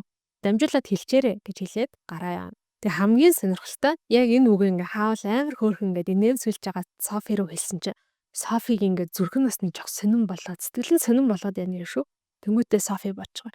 Хээ ер гарсан миний сэтгэл зүрхэнд ингэж амар нөлөөлж байгаа юм бол нөгөө залуухан Марта Лети энтриг маань бол өстой бүр яадаг нь ойлгомжтой юм байна. Ямар аюултай юм бэ гэж бодож байгаа. За тэгээ ямарсан маркет чипн руу явж Летидээ анхааруулна да гэсэн чинь Майкл дээд давхраас гүйж гарч ирээд би маркет чипээ ороод шинэ талхай дэрий баяртай гэж хэлээд гүүгээ гарчиж байгаа юм. За тэгэнгүүт нь Софи Калсифраас асуув. Энэ цайзад хинч байхгүй бол чи хаалгыг онгойлгож чадах уу гэсэн чинь нөгөөх нь чаднаа гэж хариулдаг. Тэгвэл за би гарлаа шүү гэл гарах гэсэн хаалга тогшох чимээ гарна. Очоод дээсэн чинь өөдөөс нь нөгөө нэг Софигийн доош нь харцсан байсан чинь дээш нь харуулж тавьсан мануухаар аим орчихсон.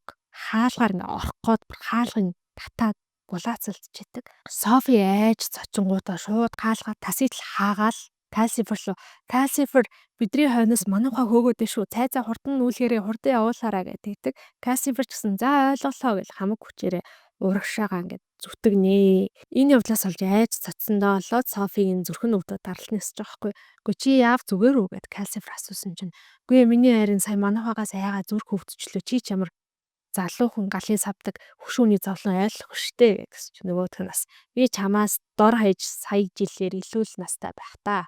Гэт ер нь энэ номон дээр гарч байгаа юм одоо харилцан ярианууд гэх юм уу хэрүүлүүд гэх юм уу эдгээр нь бүгдээрээ бүр амар хөөрх амар инээдтэй. Гэтэ энэ бүхнийг би яг оруулж бүтэнгийн ярих боломжгүй байгаа. Тэгэхээр та бүхэн бас уншаарай гэж зөвлөмөр байна. Калсифрыг нэлээд урагшаага зүтгүүлсний дараа Софи очоо хаалгаа нэгэ харсан чинь манайха харагтаа болцсон байдаг. Тэнгүүд нь Софи хаалгаагаад нэг юм тайвшраад за өнөөдөр чинь маркет чипинг орох бодлоо оллоо гээд жоохон тайвшраад орой хоолндоо бэлдээд сонгон хэрчиж эхэлнэ. Сонгон хэрчсэн чинь нүднээс нь нэлмэс гарсан юм шиг байгаа. Нөгөө ширээн дээрээсэн гавлын яс руугаа гарснаа. Чи хэдийгээр одоо үхээд гавлын яс болцсон ч гэсэндээ чиний нүднээс ядчил нэлмэс гарахгүй юм да найз минь гээд өөдрөгөр харж байгаа. Тэгээ вэжсэн чинь гаднаас Майкл өстө бөөн баяр хөөр болчихсон ороод ирнэ. Бүх зүйл сайхан байна. Бүх зүйл яг ном ясаараа болж ин. Бүх зүйл үнэхээр сайхан байна гэж баярлаад ороод ирж байгаа. Бүр Софиг ингээд тэрж аваад өрөөг тойроод бүжгэлж байгаа байхгүй юу болсон юм бэ гэсэн чинь Леди надад хайртай гэсэн. Тэр хаалыг хараачгүй гэсэн ингээд бөөн баяр. Мэдээж Софи гайхан тэгээ юу болсон юм бэ гэсэн чинь Майкл болохоор маркет чипинг хотод байдаг Цезарын нарийн бавны газар ажилладаг Лети гэдэг охинд сэтгэлтэй юм байна л да. Гэтэ тэр нь бол яг үнэ Лети биш, Летигийн дүрд орсон Марта гэдгийг бид нар бүгдээ мэдж байгаа шүү дээ. Майкл өчигдөр хаалын яриаг сонсч байсан чинь хонгор хөрхөн Лети миний жилийг сонсоод энэ хаавал миний Летигээр хүлээд байгаа юм бахтаа гэж бодоод шүн бүр нойрон орохгүй босч ирээд хаавлыг алчмаар санагдсан гэж байгаа. Тэмүүтэ өнөөдөр ингээд өглөө болоод хаавлыг гараа явангууд нь боломжийг ашиглаад өөрийнхөө Лети дээр буюу одоо жинхэнэ Марта дээр очиод уулзсан чинь нөгөөх нь хаавал гэдэг тийм хүний хараагүй гаднах царай зүсийн дүрсэлж хэлсэн ч гэсэн хараагүй тийм хүнийг мэдхгүй харин би чамд хайртай гэж хэлсэн байгаа юм аа. Тэнгүүт ч одоо Майкл чинь шууд Софигийн хүргэн дүүн болчихж байгаа үстэй тий. Тэгээд Софи шууд хүргэн дүүгээ шинжиж байгаа. Эргээ бодохоор Майкл бол айгүй ээлдэг, ажилсаг, шудраг, тэгээ сайн хүү гэдгийг Софи мэдж байгаа болохоор за амарсан Марта маань давгүй сайн сонголт хийжээ гэж дотроо бодож байгаа. Тэгснээр Софиас Майклаас асуугаад байгаамаа. Миний дүү гэснээр бишээ юу тэр Лети чинь миний зээ дүү л дээ. Гэхдээ тэр Лети чинь их жоохон бидтэй гэдгсэн чинь Майкл тийм ээ бид хоёр хоёулаа 15 таа. Гэхдээ бид хоёр мэдээ шууд гэрэлгүй штэ. Би 3 4 жил хаалын доор үргэлжлүүлээ сурна. Тэрмэн ч гэсэндээ Цезарын нарийн бавны хаан газартаа илүү их дадлага сургууль хийх ёстой. Тэгснийхаа дараа бид хоёр амьдралын баталгаатай болчихоо суунаа айгу ухаалаг юм байна. За ингээд ямар ч гэсэн тэр шүн өнгөрч байгаа маргааш өглөө нь болчоо. Софи бол яг өнөөдөр яаж иж байгаа л нөгөө dead folding гэдэг тэр тосгонд очоод жинхэнэ Лети дүүдэн хаал гэдэг чи ийм амар муухай чамаа гэсэн тоглоом гэж харж байгаа хүн шүү гэдгийг хэлхийг хүсэж байгаа. Өглөө өссөн чи хаал айл хэдэм босч суугаалын өрөөнд орц өөрийгөө гоёж гоодол завгүй байна гинэ. Тэгснэ гитараа аваад за би явж Летитэйгээ уулзлаа гэд хаалхан дээр хавтангаа эргүүлээд ногоон талыг нь доош нь харуулад маркет чипэн рүү гарах гээд хаалхаа нээсэн чинь өөдөөс нь нөгөө манууха чинь аль хэдийнэ цайцыг гүйцэд ирсэн гарцсан зогсож ийн гэд. Хаулч тэр Софич тэр мануухаг хараад аюух айгаад хаул шившлээ хэрэглээд мануухаг бол бүр тэр дэшегээ тэнгэр рүү үзэгдэхгүй болтол нь цөлчиж байгаа. Софи мануухаг хараад сочоод ч юм уу зүрхэн дахиад савлсан байна л та. Тэгэнгүүт хаул яг Софигийн ингээд зүрхэн нэг л болохгүй наа гэдгийг ойлгонгуудаа Софиг ингээ бугуунаас нь барьж агаад Калсивер тэр хоёр нэг рүүгээ харсан. Тэр хооронд ямар нэг юм болж өнгөрсөн. Гэтэ Софигийн зүрх нь зүгээр болцсон гинэ. Хаул хороо Майкл даалгавар өгч байгаа. За өнөөдөр энэ Софиг ерөөсөө юу ч хийлгэхгүй сайн амраа. Тэгвэл бол наа ч одоо хөшөө хүн болохоор би минь өвдөөд байна. Нэгдүгээрт. Хоёрдугаарт чи болохоор нөгөө миний үлдээсэн шившлгийг өнөөдөр заавал хийгээрэй гэж хэлчихэд гараа авчиж байгаа. Софи бол мэдээж одоо яаж зүгээр суугаад авах Майклийн одоо анхаарлыг татахгүй зуухныхаа ур чимээгүй сууж ирсэн ал жоохон биеэ ингээл хөдөлгөөл суняагаал ёо энэ дотор ч өнөөдөр ямар бөхчөн байх юм дээ гэж хэлээл гараа авчиж байгаа. Майкл болохоор нөгөө шившлгээ хийгээ завгүйс учраас яг Софи гараа ясныг л анзаараагүй. Тэсний хойноос нь гүйцэж ирснээ хүүе Софи та чи яаж ийна гэж үгүй эн чи миний насны хүмүүст дасгал сургуульд хэрэгтэй байдаг юм аа гэж хэлж байгаа байхгүй. Тэгсэн Майкл өнөөдөр таныг хаавал сайн амрах хэрэгтэй гэсэн шүү дээ. Тийм болохоор та буцаа орчихоо гэсэн чинь Софи бүр бухимдаад за миний дүү гэсэн дахиад биш миний бас нэг зээ дүү байд юм а. Тэрийг бас Лети гэдэг юм а. Тэр dead folding руу явцсан. Би тэгээ тэнд очихгүй болохгүй гэсэн чинь Майклд арай гэж нэг юм юу болж байгааг хараад таны дүү чинь Лети хаатер болохоор та хаавлыг нөгөө дурлсан гэсгүйж би таныг одоо ойлголоо. Тэгсэн ч гэсэн би таныг явуулж чадахгүй. Тэгээд ч угаасаа хаавал дөнгөж сая dead folding руу Летитэйгээ уулзгаа явцсан. Тэнд ингээд таарлах юм бол таныг ч загнана, намайг ч загнана. Таныг амраах хэвээр намайг бол бүр ч их загнана. Тийм болохоор би таныг явуулахгүй. Дээрээс нь яг одоо бидний байгаа газар болон dead folding хүртэл 10 миль ийм хол газар штэ. 10 миль гэдэг чи одоо бараг 17 км гаруй. За юу ийм хол газар байгаа учраас та яаж явах юм бэ гэдгсэн чинь яг тэ алхасаараа бол явна штэ гэл. Тэгсэн чинь Майкл үгүй би таныг явуулахгүй гэл Софигийн стонер хамаг тесэр төвчээр нь барагдал нэг сайхан цохиод авах юмсан гэж бодоо байжсэн чинь яг тэр мөчөд Майкл хүүе надаа нэг юм санаа төрлөө гэснээр цайзраггүйгээд орчдөг. Софи гайхаад хүлээгээ зогсож исэн чинь нэг юм хоёр шиг зүйл бариад гүүгээ гараад ирж байгаа гинэ. Тэгснээр энэ бол 7 бэрийн гутлаа хаул бит хоёр нийлж агаад хаантанд энэ 7 бэрийн гутлыг хааны цэргүүдэд зориулаад зөндөг хийж өгсөн. Энэ болохоор тэрний яг анхны загвар нь ийм том хүнд байсан. Гэтэ бит хоёр ингээд янз бүрийн шившлийг энэ ашигласаар агаад яг энгийн гут шиг болгож чадсан. Гэтэ энэ хэдийгээр ингээд гадна талаас хоёрын шиг харагдаж байгаа боловч яг эд шидэн ал үйлчлэлтгээрээ үйлчлэн. Тэгээ дээрээс нь нэмээд 7 бэр гэдэг чи яг 21 миль юм байна л та. Гэтэ 7 бэр алхах нь гэдэг нь зүгээр л нэг алхахыг хэлэхгүй харин яг баруун зүүн гэ хоёр хөлөөрөө зэрэг алхаж ийж 21 миль болдог буюу нэг алхам нь 10 миль юм байна. Тийм болохоор энэ 7 бэрийн гутлыг өмсөөд яг л нэг алхачих юм бол яг л dead folding очно. Магадгүй хаавлаас төрүүлж очоод тэгээд Летидээ анхааруулах ёстой зүйлээ анхааруулж чадах юм байна гэсэн чинь Софи сайн нэг юм Майклыг өршөөгөөд за тэгээд тэр хоёр маань 7 бэрийн гутлаа өмсөөд явахаар боллоо. За тэгэхээр хоёулаа ингээ нэг хөлөндөө ингээ гутлаа өгүүлсэн. Хоёулаа ингээ сувталцж жагаад зэрэг нэг алхаал тэгээд дахиж илүү дутуу хөлгөө хийхгүйгээр тэр гутланаасаа одоо хөлөө суулгах хэрэгтэй юм байна л та. За ингээд сувталцлаа, алхлаа. Яг ингээл үсийн нөгөө салхи хийсгээл бүх зүйлийн өнгө ингээл уусаал маш хурдтай л ерөөсөө алхачна гэсэн үг.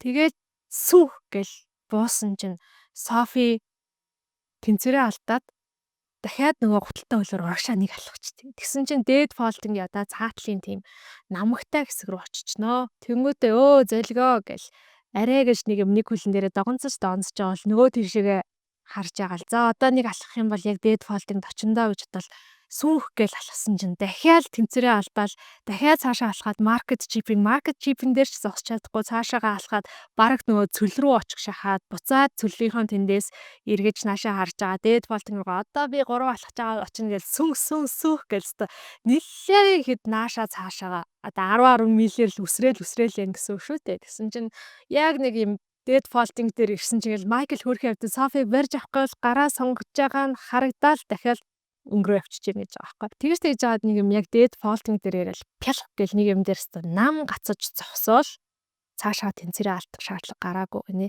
Яагаад тэгэхээр үхрийн баасан дээр гიშгээд гутлан шигссэн. За тэгээ Майкл гүүж ирээд Софиг нэг юм гутлаас нь салгаж байгаа. Тэр хоёр гутлаа гутны ороод нуучаад хатагтай Fairfax-д очих жаа. Хатагтай Fairfax-ийн байшин угаасаа тэнд хараас ойлгомжтой хамгийн гоё тийм хамгийн сүрлэг байшин байсан. Очоод хаалгын тогтсон чинь хатагтай Fairfax хаалганаас нь Софиг харснаа. Та чин ямар танил хүн блэ? Гэдгсэн чинь өө би энэ леди хайтрын ари мөндөр нагцсан байгаамаа гэдгсэн чинь тийм баха их харсан юм байсан та эцэстээ гэр бүлээрээ айгүй адилхан юм байна штэ би нөгөө өөрийнхөө зээдүү ледитэй уулзахаар ирлээ гэсэн чинь өө та одоо төр хүлээж авахгүй бол леди зочинтой байгаа гэт яг ингээ энийг яриа байжсэн чинь байшингийн тэр дотроос нь өстө мангар том Коли гэдэг үйлдвэрийн нохоо гэсэн. Коли гэж яг ямар үйлдвэр гэдэг мэдэхгүй. Ямарс айгүй том биетэй нохоо ингээ хариаж гарч ирэл тэгсэн чинь хатагтай Fairfax хүүе наа нохоогоо бариад аваараа наа нохоо ч нөгөө ледигийн зочныг хазгаад идэм а энэ нохоо гарах болоог байгаа штэ гэл тэгсэн чинь Софи угаасаа л одоо уг хүн тийм ч юм уу да юу ч батгүй нөгөө нохоогийн чинь барьж авах гал хойноос нь гүйчин. Тэгсэн чинь Майкл Софигийн хойноос гүн хүүе та наа би хаага бодоо чи хөшин настай хүн юм байж иж гэл. Тэгэл хойноос нь Fairfax хатагтай үглээл бас гүйж байгаа байхгүй. Ер нь Fairfax амар юм ярэ гинэ. Ерөөсөө л зогссоо зайгүй яриад байдаг. Тэр хүнтэй ингээ яриан дундуур нь орж ярих нь өөрөө дээс тоглохтой адилхан. Ингээд нэг дээсний нэг чөлөөг харж байгаа л үсрээд ордон шүү дээ, тий. Майкл бол Софигийн хойноос Софи нохооны хойноос гүйжсэн чинь Майкл нэг зүйлийг ойлгож байгаа. Би энэ нохоог барьж иж Софи зогсох юм байна гэд. Тэнгүүдээ гүйж очоод нөгөө нохоог чинь яг булан тойрох тэр мөчөд барьж авч байгаа байхгүй. Тэнгүүтээ нөгөө нохоогоо ингээ хойшоо чирснээ ингээ Софироо хараад нүүр амаа айгу сонирн болгоол гэл уралзуулаад гинэ. Тэгэл Софи ерөөс учрыг ойлгохгүй юу болоод байгаа юм бол гэ очоод яг ингээ булан тойроо харсан чинь Лети хаал хоёр юм сарвчанд ор суудсан. Лети бүр үнэхээр хөөрхөн үзэсгэлэнтэй өөрийнхөө дүрд орцсон. Яа тэгэхээр хатагтай Fairfax угаасаа тэр хоёрыг ингээд солилцсон байна гэдгийг мэдээд хэрвээ Летиг үннээ хэлэх юм бол үлдээнэ гэж шийдсэн байгаа юм. Тэгээ ингээ хаал болохоор нэг өвдгөн дээр ингээ өвдөглөө суудсан. Лети рүү ингээд бүр ингээд маш их биширсэн, хайрлсан тийм одоо харцаар харж яана гэж аахгүй. Лети ч гэсэн эргүүлээд хаалыг ингээд яг л дурлсан тийм одоо эмэгтэй хүний харцаар харж яана нэ. Тэгээ тэрийг хараа Софигийн зүрх нь ингээд шууд одоо унах гэж ярьдэн штэ тий.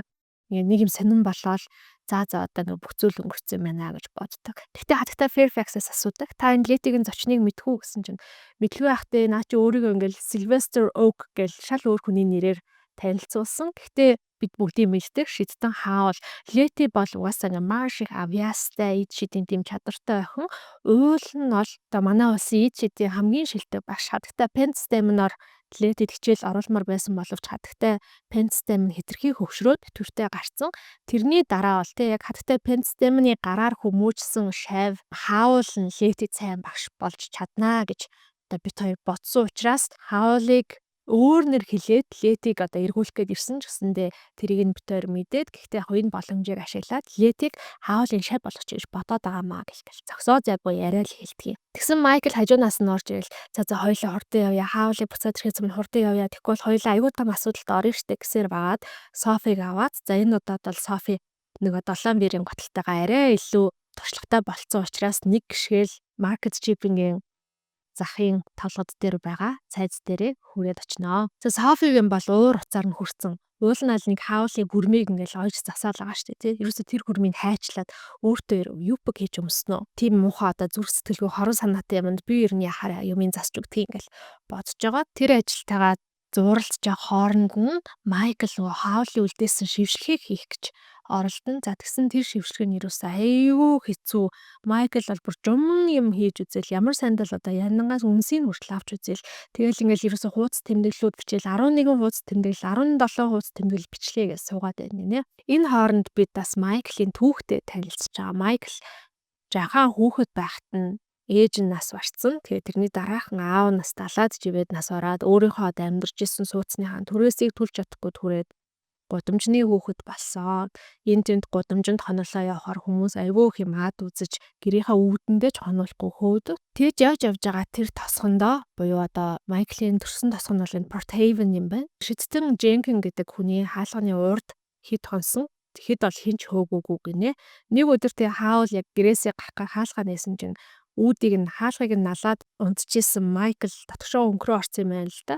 Тэгсэн Хаул нэг харчаад чи наана үлдчих гээгүй эсвэл чи манахаас гарч гээгүй оронд нь наана төр үлээж гараа би нэг өндөг мөндөг тал хаяа дээр хоёлаа өглөөний цай ууя гэж хэлсэн юм шиг байна. Тэгээд тэрнээс хойшоо Хаул бол дахиад Майклыг ерөөсөө үлдчихэж илээгүй, явчихж илээгүй. Эхний нэг сараа бараг харьцаагүй гэж байгаа байхгүй юу? Нэг сар басны дараа зүгээр л чингч тэгчгээл өөрийнхөө ажилдаа туслуулаад хэлсэн. Тэгээ тэр өчөөс эхлээд Майкл за би бол энд үлдэж болох юм байна гэдгийг ойлгосон.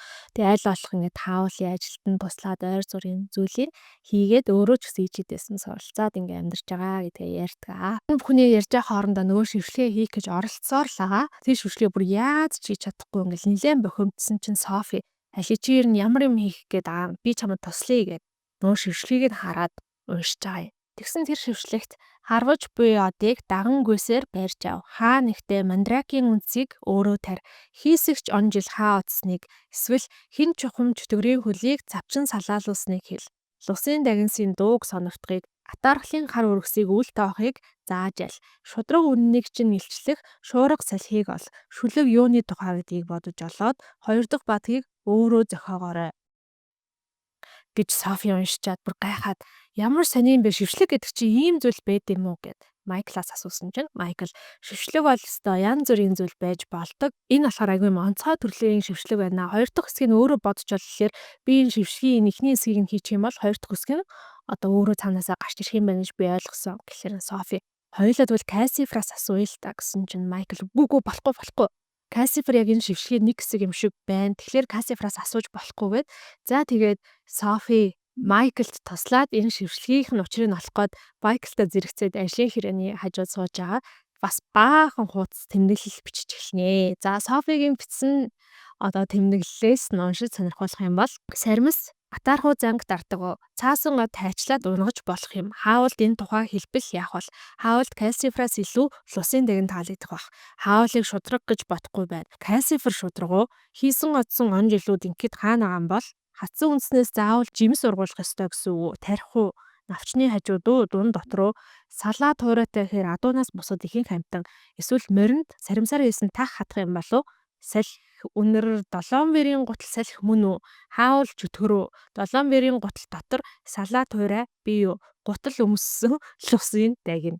За гих мэтчлэн зүйлс бичээд сүүлд нь бүр агаа ороод хоёул арай ол идэв гэд тэгдэг. Арай ол эдээ суужснаа гинэд Софи хэлнэ. Шившлэг дээр чин харван унсан одыг дагаж гүйсэл барьж авах гэсэн мэсэн штэ. Жигнэсээ од барьж авах хэрэгтэй юм шүү. Хоёулаа од барих гээд үзэхүү гэсэн чинь Майкл. Одоо чин 5 сард ч бол нэг од ундгүй юм да. Од нар ер нь 8 сард 11 сард л харавдыг. Гэхдээ маркет шиппингийн цаад хэсэгт од барьж болох газар байхаа гэд.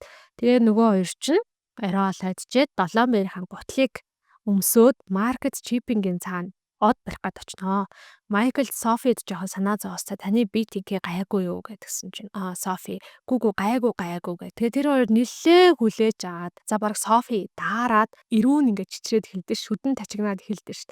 Яг тэгж эхлэхийн даваан дээр нэг од харваад нөгөө хоёр чинь 7 бэрийн гутлаа өмсөд од харвсан зүг рүү очив. Майкл хөөсөөр байгаад нөгөө одон дээр чи нэлээд төхөөд ирнэ.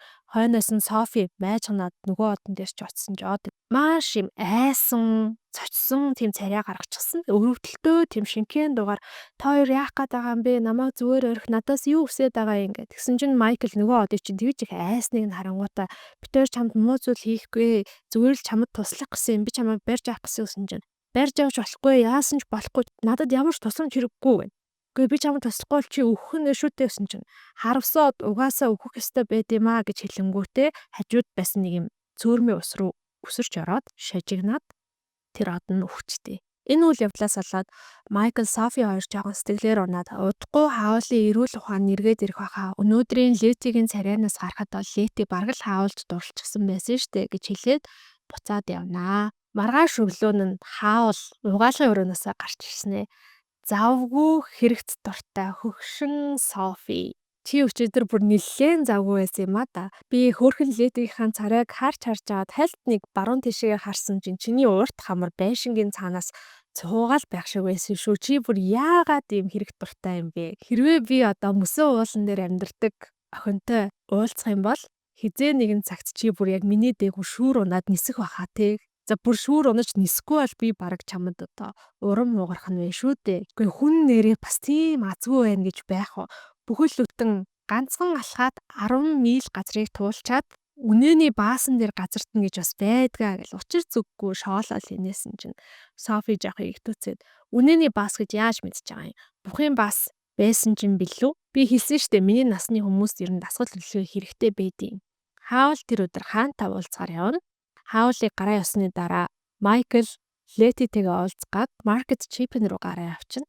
Софи Кассивер хоёр үлдчихэж байгаа юм. За тэгээ энэ хоёр маань их хөвгөлтэй зөндөө олон хүн тэр өдөр хаалгыг нь тогшоол шидтнээс ийм шившлэг авах гэсэн, тийм шившлэг авах гэсэн ингээл Софи чин Кассиверийн заавраар вандын ширээн дээр өрөө татсан байсан. Янз бүрийн шилтэл авахтай зүйлүүдээс нунтгуудыг нь хольж нийлүүлээл цаас уутанд боогоол зоосон мөнгөөр өгөөл ингээл айгүй сонирхолтой өдөр өнгөрч байгаа. За тэгэж өдрийн өнгөрөөж итэл орой нар буухаалтад хаалга тогшсон гинэ. Хаалгаа онгойлгосон чинь нэг юм доожоогүй жижигхэн биетэй залуу зогсож байна гэн. Би маргааш өглөө үүрээр тулалдах боллоо. Намайг тулаанд ялуулаад өгч зүйл өгөөч гэд гуйж хэд. Тэгсэн Софи Кассивер руу гарсан чи Кассивер тийм зүйл байхгүй штэ гэд. Тэгэхээр нь Софи тийм зүйл байхгүй тэглээч чи ер нь яхаараа хүнийг одоо ингээд тулаанд дуудаж идэгин. Чи яхаараа эрүүл тулаанд оруулж идэг. Энд чинь өстой зүг зүйл биш залуучууд гэл ингээд жоохон лекц тавьж байгаа байхгүй юу? Эрүүл тулаан гэдэг чинь ер нь бол миний ойлгосноор ингээд хоёр тал хоёулаа сэлэмтэйгээ гол нь жихнээсээ яг үхс ихээ үзэж байлцдаг тийм тулаан шүү дээ. Тэнгүүд нөгөө залуу нь үгүй тэгвэл хатагтай шидтэн минь надад ядаж ингээд тулааны гарааг тэнцвэртэй байлгах тийм шившлэг байж болохгүй мүү? Би жижигхэн хүчгүй. Тулаан анхнаасаа л миний талд биш вэ штэ гэдгсэн чинь Софи бодож ирсэн аа. За яах вэ? Би чамд тулааныг яг нэг гараанаас тэнцвэртэй гараанаас эхлэх тийм нэг шившлэг өгье гингүүтээ гүйж чад. Цаасан дээр халуун чинжүү гэд. Улаан чинжүү, нунтаг улаан чинжүү жоохон цацаад боогод нөгөө залууд өгчөж байгаа. За яг тулаа эхлэхийн өмнө агаарт цацаарай. Тэрний дараа тулаан ч юм бол яг тэнцвэртэй ижил тэгш гараанаас эхлэх болно. А тэрний дараа л ялагдахсан чамаас өөрөөс чинь 100% шалтгаалнаа гэж хэлээ явуулдаг байхгүй юу. За тэгээ байжсэн чинь Майкл буцаад ирнэ. Софи Кассивер хоёр нийлж байгаа л өнөөдрийн босын явдлыг яриад хамгийн сүлд тэр хүүхдэд тийм мөгөө явуулсан штэ гэл. Бөө инээ таниад болоод байжсэн чинь гаднаас хаавал орж ирснэ. Би ч өстой та нарын төлөө 4 мөчөө цуцтал зүтгэж яхад та нар ч намайг бүр орж ирэхэд мэдлэгчгүй байх шивдэ. Софи тэгэхээр чи ирчихээ юу гэсэн чинь. Йоо ядч нэг нь ч гэсэн хотлаа намайг тоож байгаа юм шиг дүр үзүүллээ баярлаа. Тэгэл айгүй драматай. Та эдийг ингээл инээлдэж баясалтаар байж байгаа хооронд би гуниг завланд унчаад байна. Хаа намайг өөрийнхөө дүүг ол дээрэс нь цөлийн шулмыг устдаг гэсэн. Тэгэхээр одоо яах вэ гэхээр би юусэн хаанд нэрээ харлуулах хэрэгтэй байна. Хаавал бол энэ ажлыг хийхэд тохиромжгүй хүн гэж итгүүл хэрэгтэй байна. Энэ ажилд Софи чи явахаар болсон гингүүтээ Софигийн дээр баахан хайрцаг марцагтай тортой юм тавиал дэлгээл үтсэн амар гоё даашинс шин даашинс торгон аймас альчуур гэл гутал гэл маш алга гоё зүйлс байдаг. Чи миний хөгшин ээжийн дүрд ороод хаан дээр очоод миний хүү бол ер нь их бүтэхгүй тийм гараа гэж ойлгуул. Гэхдээ бүр хамаагүй бүтэхгүй гэж ойлгуулж болохгүй шүү. Тэгэх юм бол хаа надаар шившлэг хийлгэхээ болчин. Чи одоо миний ээжийн дүрээр явах гэж байгаа юм чинь. Би яаж хөгшин ээжийг ийм нэг сонин саал даашинстай явуулах вэ? Энэ гоё хувцсуудыг өмсөө яваарай. Гэхдээ чи яг шууд хааны ордонд очих юм бол хааны нөгөө сүрэндэн дарагтаад хэлэх гэсэн ярих гэсэн зүйлээ хэлж ярьж чадахгүй ш магадгүй. Тийм болохоор би чамайг төрүүлээд өөрийнхөө багш хатагтай Пенстемэнтэй уулзуулна. Пенстемэн бол хаан шиг баг хаанаас ч илүү юм нэр сүртэй хүн байгаа. Тэгэхээр чи тэр хүнтэй уулзаад дадлага хийчих юм бол хаан дээр очиод ямар ч торох зүйлгүй бүх зүйлээ ярьж чаднаа гэж хэлж байгаа юм. За тэгсэн энэ хооронд Майкл ингээд Хаулийн ханцуунаас зурхаагаал яасан бэ яасан гэдгсэн чинь энэ шившлэгчийн ерөөсөө болохгүй байна. Би бүр Софигоор хүртэл туслуулах гэж үзсэн. Бид хоёр бүр од барих гэж хүртэл үзлээ гэдгсэн чинь Хаул гинэт ингээд царай амар сериосны болоод од барих гэж оролцсон чинь чиний энэ амьдралтайсан хамгийн тэнэг үйлдэл нь дахиад ингэж болохгүй шүү гэж хэлж байгаа юм. За тэгэнгүүтээ алий даа шившлийн аваа дээр юуг нь чадахгүй байгаа юм. Гэ харснаа инээ талдаад эн чинь миний үлдээсэн шившлэг биш ээ ш. Шал өөр зүйл юм гээд. Майкл Софи хоёр гайхаад наа чи юу юм бэ гэсэн чинь энийг дуу гэдэг юм аа. Тэгэхээр би нэг зүйлийг ойлголоо. Хэрэгт дуртай хөгшин завгүй Софи чи миний хаалганы хар талыг нь доошоо харуулж агаад нээж үзчихэд. Энэ бол миний үлдээсэн шившлэг биш ээ. Тэгэхээр миний шившлэг хайцныг би олох хэрэгтэй байна гэд нэг тийшээ явах гэжсэн аа. За Софи угаасаа хэрэгт дуртай юм чи айгүй бол намайг дагаа явчин. Тийм болохоор би өөрөө дагуулаа явчих дөө. Мэдээж Софиг аваа явж байгаа юм чи Майкл бас барьсан. Тийм болохоор Майклыг ч гэсэн явчих гурлаа явъя гэд нөгөө нэг хаалганы дээр хавтангийнхаа хар хэсгийг нь доошоо харуулад хаалгаа нээгээд нөгөө юучгүй рүү ороо явчихдаг. За гэтэл тэр юучгүй оргуу хоос нь болохоор ердөө л нэг юм ганц алхам хэмжээний үргэлжлээд цаана нь болохоор юм бороо орсон бүүдгэр дүнсгэр тосгон гэх юм уу харагддаг. За тэр тосгоны бүх байшингууд нь яг ижилхэн шар өнгөтэй бүгдээрээ нэг игнэнд ингээд айгуугай цэвэрхэн барьчихсан дундуура юм хав атуу замтай гинэ. Хамгийн сонирхолтой нь тэр хаалгаар яваад орсон тэр гурийн гурвуулынх нь хувцс нь өөрчлөгдсөн байсан. Хаул болохоор Wales-ийн rugby гэдэг нэртэй юм сонин богинохон хүрэн өмссөн. Майклийн өмссөн хувцс нь болохоор өөрчлөгдөөд цэнхэр өнгөтэй хатуу даавуу тийм бариу өмдтэй тэгээ бас юм даавуу эвгүй готалтай болцсон байна гинэ. Майкл бүр энэ ямар сонин эвгүй готл вэ? Би ерөөсөө хөдлөж чадахгүй байна. Софи өөрийгөө харсан чинь Софигийн хувьцаал яг тэр хоёрын шиг тэгж огцом өөрчлөгдөөгүй. Гэхдээ дайсан цэгийн гормон богиноссон байна. Хаул тэр хоёрыг дагуулад тэр олон игнээ ижилхэн шар байшингуудын нэг рүү ингээ очиж байгаа. Гадна талын юм хаалгаар шилэн очоо хаалгыг нээсэн чинь яг л хаул шиг тийм ногоонуудтэй хар үстэй хаул шиг хамартай шанаатай эмгтэй гараад ирнэ. За тэрийг хаул болохоор Софи энэ бол минийгч Меган гэж танилцуулдаг. Меган гэсэн чинь жоохон яоцгүй хугацж байгаа маа хаалыг. Чи ирсэн юм уу? Хизээ ирсэн гэ байжсэн чинь цаад өрөөнөөс нэг жаахан охин хаул ахаа гэж гүүгээл ирээл тэрүүлэл үнсүүлээл эрхэлдэг. Хаул бүр тэр хүүхдийг амар эрхлүүлдэг. Тэгж тэгжсэн хаул Меганаас асуув. Өнгөрсөн 7 хоног тийм нийл гэрийн даалгавар алга болгосон ч юм уу тийм асуудал болоогүй бизгээд нийл болохоор тэр Меган буюу Хаулийн эгчийнх нь том хүүн юм байна л да. Саяных нь болохоор бага охин нь Mary гэдэг. Их чинь чи яаж мэдээвэ нэрээ өнгөрсөн 4 дахь өдөр жөнгөө нийл англи хэлнийхэн гэрийн даалгаврыг алга болгочоод хайж агаад оронд нь нэг хачин цаас олсон штэ гэдгсэн чинь Хаул нийл хаана байгаа гэж нийл 2 давхртаа Хаул Майкл Софи хоёрыгоо дагуулад 2 давхар руу гарсан чинь нийл гэдэг байгаа Хаулийн тэр юу юм бол зээ дүүн юм бах та. Хаулийн дүүн найзуудтайгаа ингээд нийлцсэн нэг юм зураг нь хөдөлдөг дөрвөлжин хайрцаг руу ширцсэн амар ингээ анхаарлаа төвлөрүүлсэн байж нэ. Тэгэл Хаул нийл гэд нэрээр нь дуудсан чинь тэндээс хөвгүүдийн нэр нь чимээгүй байгаараа хэрвээ та одоо анхаарлаа сарниулах юм бол нийл үхжээ шүү гэж тэгсэн чинь Майкл Софи хоёр хоёулаа амар айгаал хүү энэ чи хөл амьдралын заагийн асуудал яригдчихэж байгаа юм байна гэд хоёулаа нэг алхам ухарж гин. Гэтэл Хаул очингуудаа нөгөө нэг дүрс нь хөдлөөд байгаа хайрцагтай амны чинь ханан залгсан утсыг нь таслаад авсан нөгөө дүрс нь шууд алга болчихно гинэ. Тэндээс өгөөд хүүшээ та чи яаж ийна гэж бүгдээрээ Хаул руу хашгирсан чинь Хаул нийл хэрвээ чи миний асуултанд хариулах юм бол би чамд энэс төлөв гоё тоглоом өгнө шүү гэдэг. За ямар асуулт юм гэдгсэн чинь энэ чиний английн гэрээний даалгавар мөн өгсөн чинь мөн манайх Angorian гэдэг нэг шинэ англи багштаас энэ даалгаврыг өгсөн. Тэгээд би энэ даалгавраа олохгүй байсан оронд нь нэг юм хачин цаас олсон гэд. Тэгээд тэр цаас чи хаана вэ гэсэн чинь би харин ингээд даалгавраа ингээд алга болгосон учраас хийгээгүй гэдэг яг багштаа батлахын тулд тэр цаасыг багштаа авчиад өгсөн юм аа гэдэг байхгүй. Багшийн чи хаана байдیں гэсэн чинь энэ нэг тасганы төвийн кафений 2 давхарт байр суурьс амьдардаг гэж хэлдэг. Хаул та надад шинэ тоглоом өгнө гэсэн өгөхгүй мө гэсэн чинь за би чам шинэ тоглоом өгөө гэд. Шинэ тоглоом нөгөө хөвгүүд чинь буцаагаад зураг нь хөдөлдөг хайрцгаа хананд залгаад нөгөө тоглоомын ингээд нэг нөхрөө хийсэн чинь өөр нэгэн хэмжээс ертөнцид нэг цайз 4 өөр тийшээгээ гардаг хаалгатай гэж тоглоомын тайлбар нь явж гинэ. Софид ягаад ч юм энэ тайлбар нэг л юм танил зүйлийн тайлбар юм шиг санагдаад байсан. Гэтэ яг юу гэдгийг нь тухайн үед бол бодож олж чадаагүй. Хаавал нөгөөрөө дагуулад эдний багш Angorian дээр очиод шившлийг олж авъя гэд доошо буусан чинь доод давхарт нь Меган их чинь гээд гараа ингээд зогсцсон. Чи ирнэ яах гээд байгаа хүн бэ? Их сургууль сурж байгаа нэртэй ингээ хамаг залуу насаа үрлээ, цаг заваа үрлээ. Аятайхан ажил төрөл олж хийдгүүм үү? Тэгэл байж байгаа л үе ирээл нийлд тоглоом өгөөл Марик өстө өгтөл нь эрхлүүлээл ингэж ээж болохгүй гэл. Өглөөл гарч ийн гэн шүү. Тэгсэн Софи сонсоод ийм ихчтэй байх юм бол хаавал нэрээ яг юунд ч шууд хариу өгдөггүй ингээ болтох гад идэг зан нь албар аргагүй л юм байна гэл.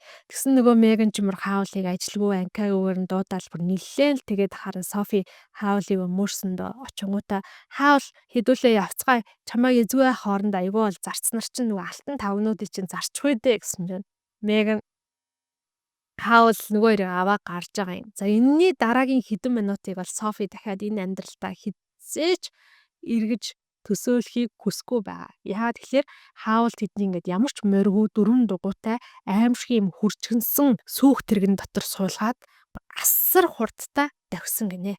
Асар хурдтай давхиж агаад нөгөө тосгоны төвд нь ирээд Angorian багшийн гэрээг нь олоод орж байгаа. Тэгсэн Angorian багш нь маш царайлаг, залуухан, хөөрхөн хүүхэн байдаг.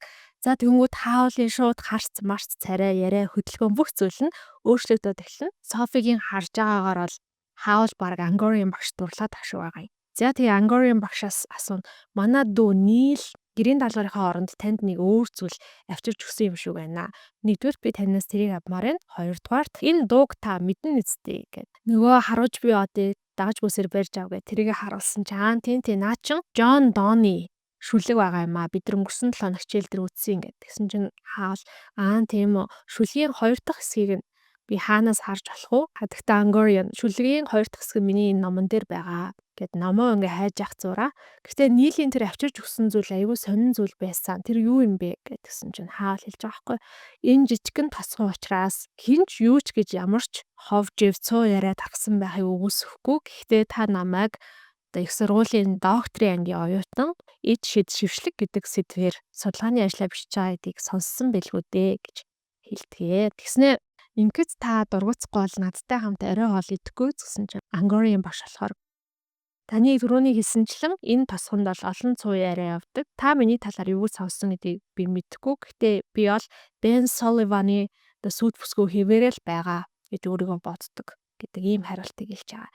За тэгээ шүлгийн 2 дахь хэсгийг сонсоо гэсэн чинь хаавалж баг Angorian багш дээр ингэж гараа тулж байгаа. Сонсъё л доо гэл ихтэл чунж байгаа. За шүлгийн 2 дахь хэсэг нь болохоор хачин жигтэй хувь тавиланд төрж хачирхалтай зүйлсийг нүдэрээ үзэж цагаан ус үзэгдэн бууралтаж эхлэх хүртэл 10,000 өдөр 10,000 шүн бэдэр үздэл үнэмшимгүй адал явдлаа. Үнэхээр гайхалтай учирлаач ярьж хэл. Чин үнэн ч хосгүй үзэсгэлэн тэмхтэйг чинэгш хол газрын аваас ч олох боломжгүйг чи батлаач. Чи гэхэд хаавлын царай нь хувхаа цайгаад заагаад гэхдээ цаашаа унших шаардлагагүй. Би цаашаа юу болтгийг мэднэ гэж хэлдэг. Ингээд хаавл Майкл Софи хоёрыг дагуулад нөгөө аимшигтай сүүх тэргэндээ суугаад анх буусан газар руугаа явна. За хаавлын нэг л биш босныг мэдсэн Софи юу болоо вэ гэж асуусан чи юу ч болоогүй гэлтгснээ амандаа бутанжсна. Яг л зуны туйл өдөр таарах юм байна. 6 сарын 22 гэсэн үг шүү дээ. Таарах юм байна гэж хэлдэг. Софи тэгээд юу зуны туйл өдөр таарах юм бэ гэсэн чи миний 10,000 дахь өдрөө гэж байгаа байхгүй. Өөрөөр хэлбэл хаавл 10,000 өдрийн өмнө төрсөн гэхээр ойролцоогоор 28 настай энэ залуу юм байна. Миний 10,000 дахь өдөр буюу зуны туйл өдөр би цөлийн шулам дээр эргэж очих ёстой юм байна гэж хаавл хэлдэг. Ингээд тэр гурав хамгийн анх одоо энэ сонирхолтой тосгонд гарч ирсэн тэр амбарынхаа хаалхаараа эргээд ороход цайцтай ороод ирчин. Хаавл Кассифер руу хандаад цаадах чинь биднийг гүйцээд ирлээ гэхэд Кассифер би ч гэсэн мэдэрсэн гэж хариулдаг. За энэ бүлгээс дүгнэх юм бол хаавл гэдэг манд манай дэлхий дээр биш харин бидний дэлхийтэй зэрэгцэн оршдог зэрэгэлдээ ертөнц гэхүү multiverse гэхүү өөр нэгэн universe оршдог. Тэр нь болохоор яг бидний энэ амьдарч байгаа дэлхий юм байна. Хаавл бол Уэлсийн иргэн их сургуулийн докторийн оюутан. Тэгээд эд шид шившлэг гэдэг сэдвээр судалгаа хийж байгаа. Жигнэсээ эд шидтэй одоо таарад өөр хэмжээст буюу Ингари гэдэг ус байдаг тэр дэлхийд очиод шидтний төрөөр амьдард юм байна гэж би ойлгосон. За хаавлын нүүдэг цайз намаа өнөөдөр энэ хүртэл яриад завсарлыг удахгүй парт 2-ороо иргэн уулзъя. Тэр хүртэл хэрвээ та хүлээж чадахгүй яг намаа уушмаар байх юм бол би яг энэ хаавлын нүүдэг цайз номтой чин сэтгэлээсээ бэлдсэн жижигхэн бэлэгтэй юм багцыг гаргасан байгаа. Та бүхэн энэ багцыг доорх линкээр захиалж болно. Мөнгөө хөргүүлээд авч болно. Бэлгийн багцаа номоо захиалаад намайг дэмжээрэй. Удахгүй 2 дугаар хэсгээрээ уулзъя.